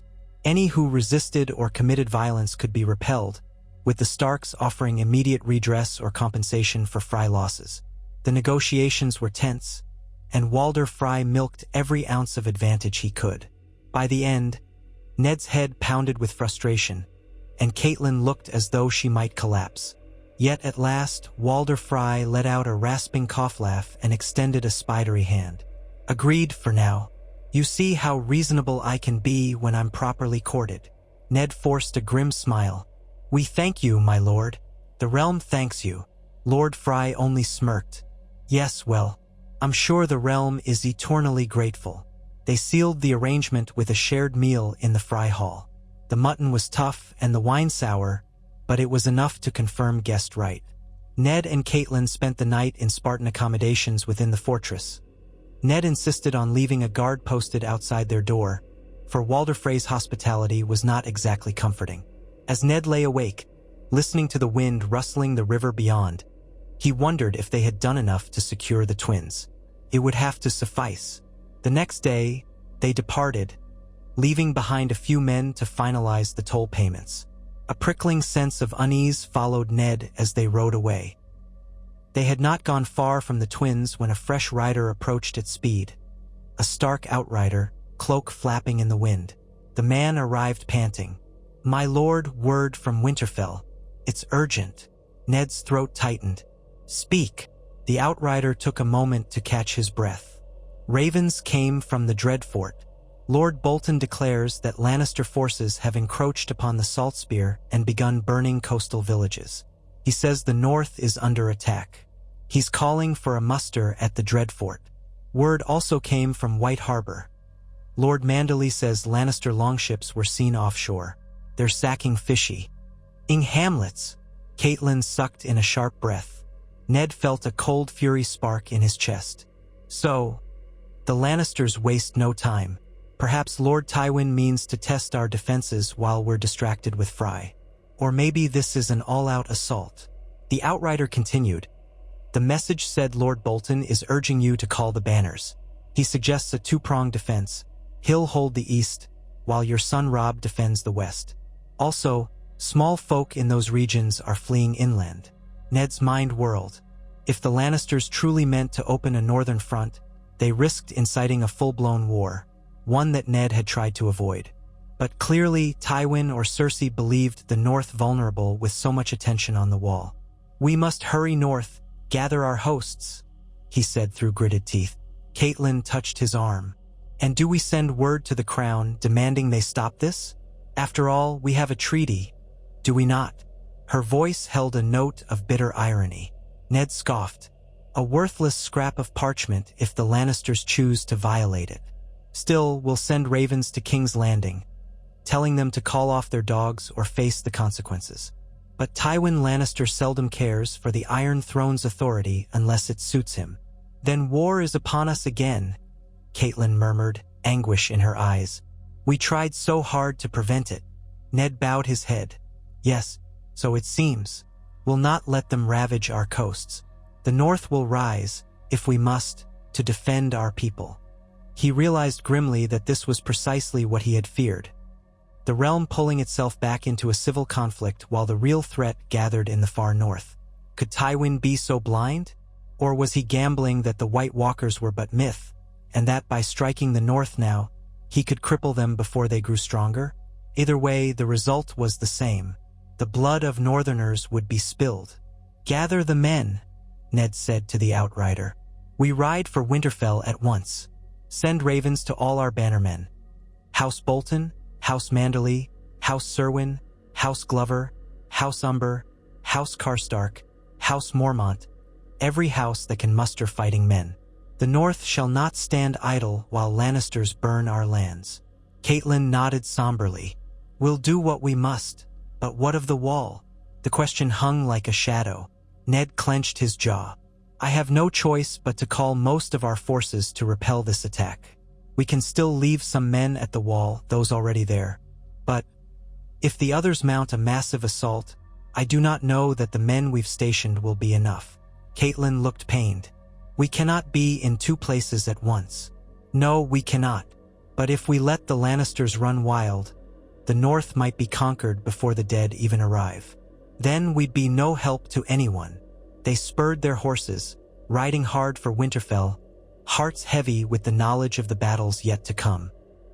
News traveled swiftly through the North. As Ned and Catelyn rushed back, fresh ravens confirmed that the Lannisters' raids were small but growing bolder. Fishing villages along the eastern shore were torched, local lords outraged. The men from House Dustin in the Rills reported seeing Lannister sails near the coast. House Manderly, proud and wealthy, prepared its ships for a naval skirmish. Meanwhile, Bolton's men reported the presence of at least a few hundred Lannister foot soldiers inland, plus smaller mounted patrols. Whether these forces were part of a larger army or simply testing the North's response was unclear. By the time Ned arrived at Winterfell, the castle was a hive of activity. Banners flapped from the walls, soldiers milled in the yard, smiths hammered steel day and night to outfit new levies. Robb Stark met Ned at the gates, posture braced for bad news. The conversation that followed, in the privacy of the Great Hall, brought no relief. Roose Bolton is calling for a united northern host under your leadership, Robb said. He suggests we march east first, driving off the Lannisters near the Salt Spear, then swing south to cut them off from resupply. Lord Manderly, however, wants us to send part of our forces to White Harbor to repel the Lannister ships at sea. Ned considered. We might have to split our forces, but we must be cautious. If the Lannisters are indeed testing our defenses, they might have a larger host waiting to exploit any mistake. Robb ran a hand through his hair. Also, we hear little from King's Landing. A raven arrived from Tyrion Lannister, swearing that the crown is not behind these attacks, that they're the work of some rogue bannermen from the Westerlands acting without royal sanction. He promises an inquiry, but no immediate cessation of hostilities. It sounds like a polite denial, nothing more. Ned's gaze hardened. Tyrion might be genuine in his desire to avoid a wider war, but Tywin does as he pleases. The crown's word is worthless if they cannot control their own bannermen. Robb nodded grimly. Then we must assume it's a sanctioned strike, no matter what they claim. Catelyn joined them, her voice edged with urgency. The question is, do we muster the full northern strength, or do we hold some back in case the others breach the wall? Ned exhaled slowly.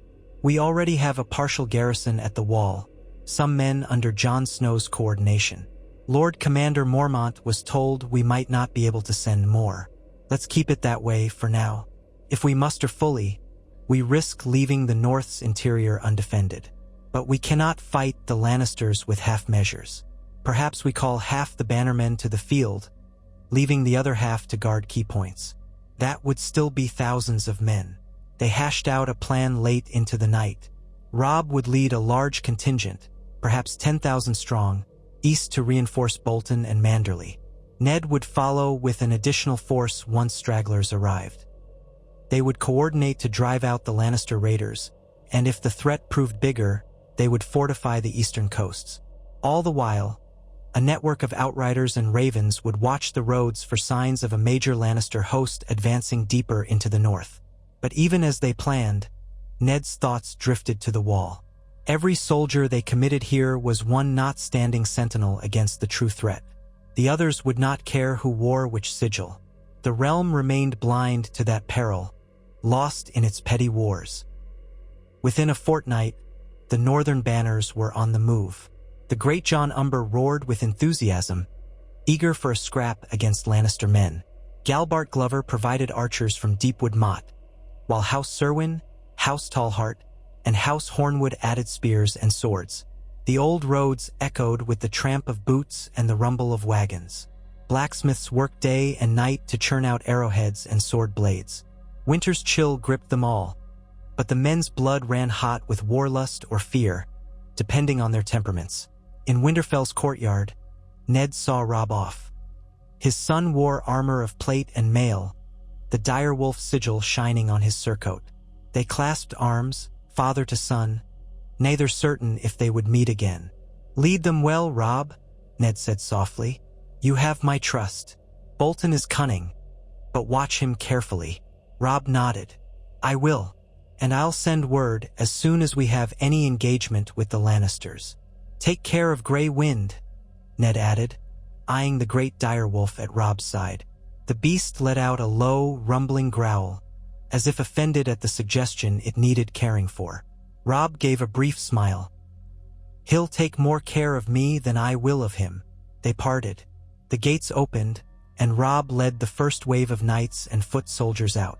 Snow began to fall again in thick flakes, swirling around the departing host. Ned stood watching until they vanished into white haze. He turned to the tasks remaining, preparing to gather another wave of men in the days to come. He walked through the old halls, mind spinning with logistics, supply lines, alliances, scouting. The memory of the White Walkers still gnawed at him. He found time to speak privately with Maester Luwin, instructing him to send more ravens to King's Landing, to the Vale, to any who might yet see reason. "Explain in detail the threat of the others," Ned said. "Emphasize that we do not want a war with the South, but we must protect ourselves if attacked." Luwin frowned. "I fear they will not listen, my lord. The seat of power has always been deaf to the cries of the far north." "Then perhaps they will listen when the dead march on them," Ned replied grimly. "But let us hope we can hold them back first." Soon, Ned's second wave mustered, a force of about 6,000 men, less than Robb's but still formidable. He left a skeleton garrison at Winterfell, enough to keep the castle safe and maintain order in the region. Bran and Rickon remained in the castle, with loyal guards to watch over them. Ned had parted from them with heavy emotion, promising to return as soon as he could. Sansa, still shaken by her ordeal in King's Landing, chose to stay as well, dedicating herself to caring for the younger siblings. Catelyn intended to accompany Ned, as she wished to see her family in Riverrun if time and war permitted. The column marched south and east, heading toward a rendezvous point near the White Knife. Along the way, Ned received scattered reports via Raven from Robb. The young wolf had joined Bolton's and Manderly's forces near the Salt Spear, finding that the Lannister raiders were in the hundreds, not thousands, dangerous but not an overwhelming invasion force.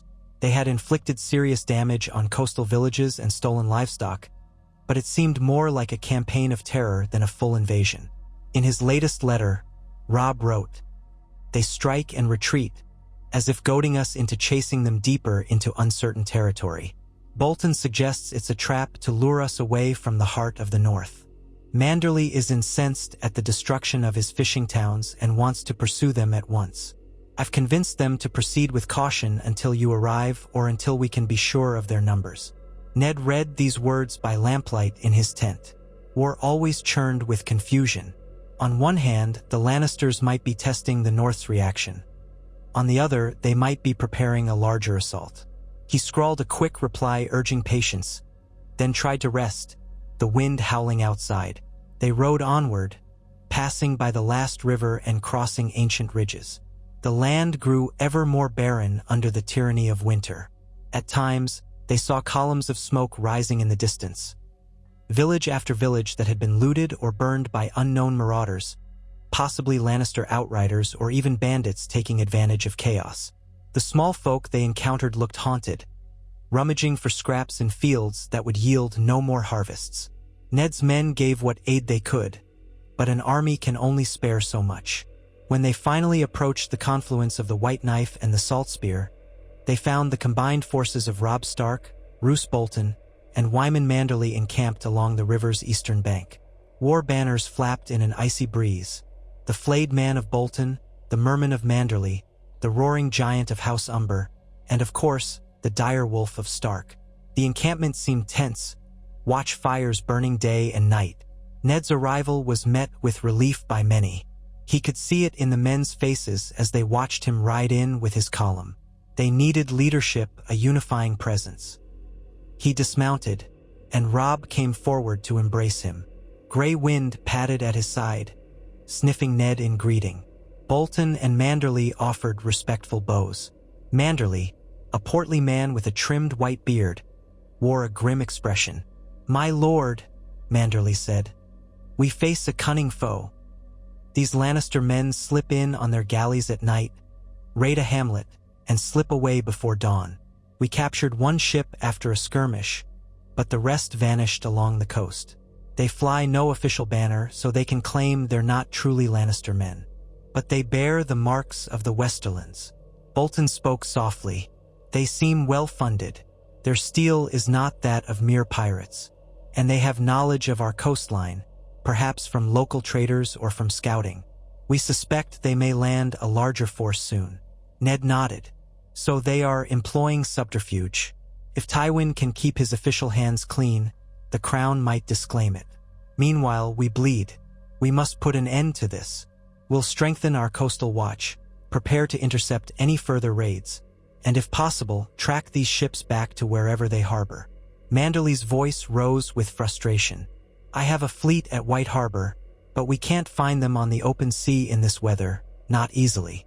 They strike in small groups along the shore. Unless we place garrisons at every coastal village, we cannot guarantee their safety. And we cannot scatter our force so thin without risking ambush inland." Robb added, "We also have news that some Lannister cavalry was spotted near the rills, perhaps working with Ironborn reavers. The Greyjoys might be involved. Father, the drowned men prey on weakness. They never declared open war again, but their raids have increased." A swirl of conflicting threats. Ned's brow furrowed. "I had hoped Balon Greyjoy would stay quiet, but if the Lannisters have offered him incentives, who knows?" They withdrew to a large command tent. Over a broad map of the eastern shoreline, they arranged figurines representing their forces and the suspected locations of Lannister or pirate activity. Roose Bolton suggested a swift assault on any known hideouts, capturing or killing the raiders, while Manderley insisted that they should split the fleet to cover all potential landing sites. Ned, mindful of overextension, proposed setting up a system of beacon fires along the coast so that if a raid struck, the local garrison could signal for reinforcements. For 3 days, the Northern Lords debated strategies and scouted the countryside. They discovered burned farms and terrified survivors, but no large Lannister presence. A few skirmishes flared up, resulting in captured raiders who claimed to be mere sellswords out for plunder. Under interrogation, they would not name Tywin Lannister, though their gear marked them as men from the Westerlands. Amid all this, Ned received another raven from Jon Snow at the wall. The letter was short but urgent. "Father, the others are on the move again. Several small attacks have occurred near Eastwatch and deep in the haunted forest. We suspect they are testing our defenses. The wildlings are growing restless, some wanting to flee south. Lord Commander Mormont urges more men, but we know you must defend the north from southern invaders. Still, we beg for any additional archers or supplies of dragonglass.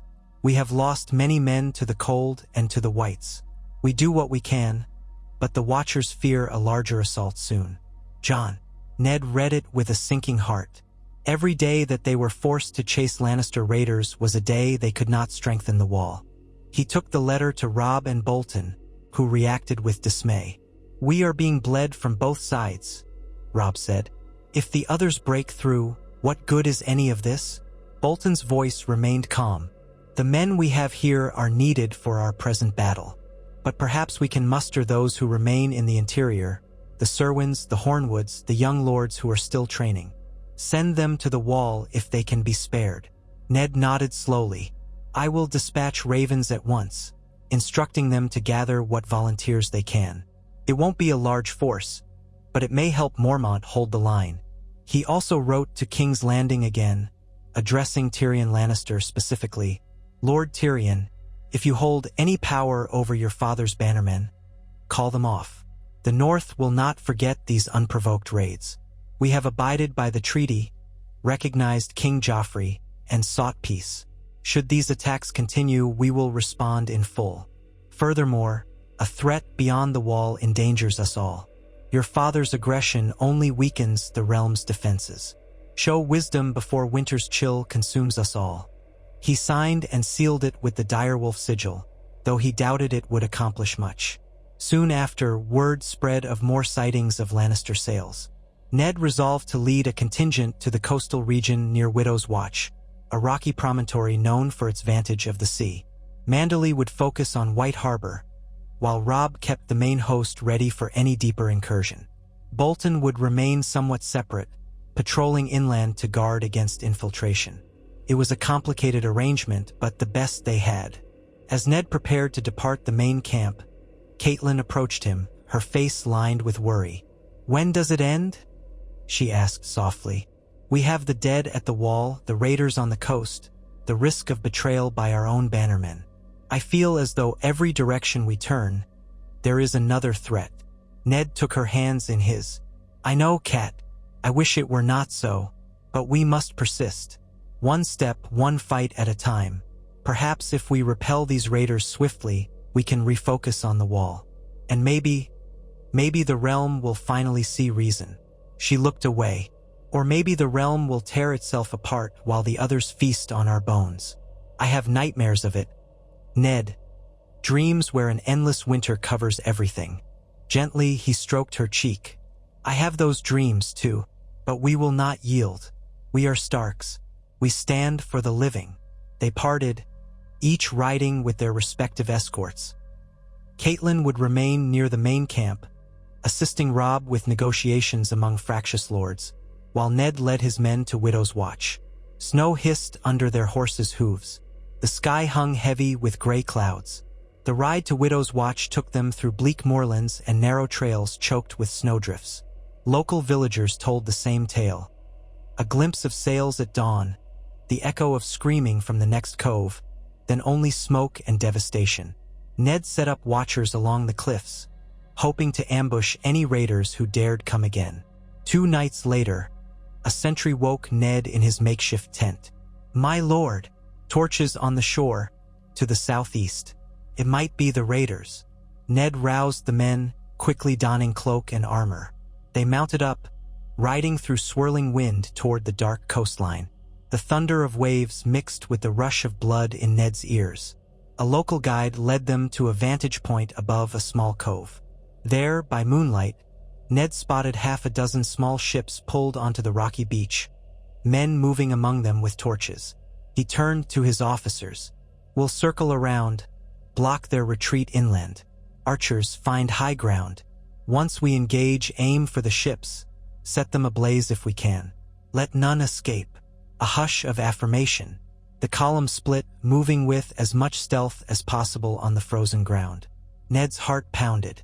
For all the war in the south he had seen, a night raid felt especially tense. The wind carried the salt tang of the sea, stinging his eyes. At Ned's signal, a horn gave a short, sharp blast. The northern men surged forward, shouting war cries. Archers loosed arrows from the bluff, torches arced through the air. The raiders spun in alarm, some scrambling back to the boats, others raising shields. By the light of the fires, Ned could see they wore mismatched armor, but many had the sigil of a golden lion on a red field stitched somewhere, or carried it on their shields. This was no random band of Sellswords. "Stark men to me," Ned roared, spurring his horse down the incline. He knew the Turai, and was treacherous, but the advantage of surprise was theirs. Around him, swords flashed in the moonlight. One raider fell with a cry, an arrow through his neck. Another lunged at Ned's horse, but Ned pivoted, bringing his blade down. The man toppled into the sand, blood spreading. A swirl of chaos ensued, shouts, clangs of steel, the crackle of torches setting ship sails aflame. The cove lit up in a flickering orange glow as one of the ships caught fire, flames leaping along the hull. The tide of battle favored the north, but these raiders fought fiercely, cornered now with no easy escape. Ned parried a blow from a tall warrior in partial plate, glimpsing the lion crest. The man snarled, "For the rock!" and pressed forward, trying to drive Ned back. But Ned Stark was no stranger to blade work. He sidestepped, hooking the man's ankle with a sweep of his sword, and the raider stumbled. Ned's next strike slammed into the man's side, toppling him to the ground. Blood darkened the sand. Around them, the Stark men methodically cut down or captured the raiders. A few tried to push their boats back into the surf, but the flaming sails made that impossible. Screams erupted as the fire spread. The scene was a vision of chaos. Men flailing in waist-deep water, smoke curling into the night sky, silhouettes dancing in the inferno. At last, the fighting waned. Most of the raiders lay dead or dying, the ships gutted by flame. Ned dismounted, wincing at the acrid smoke.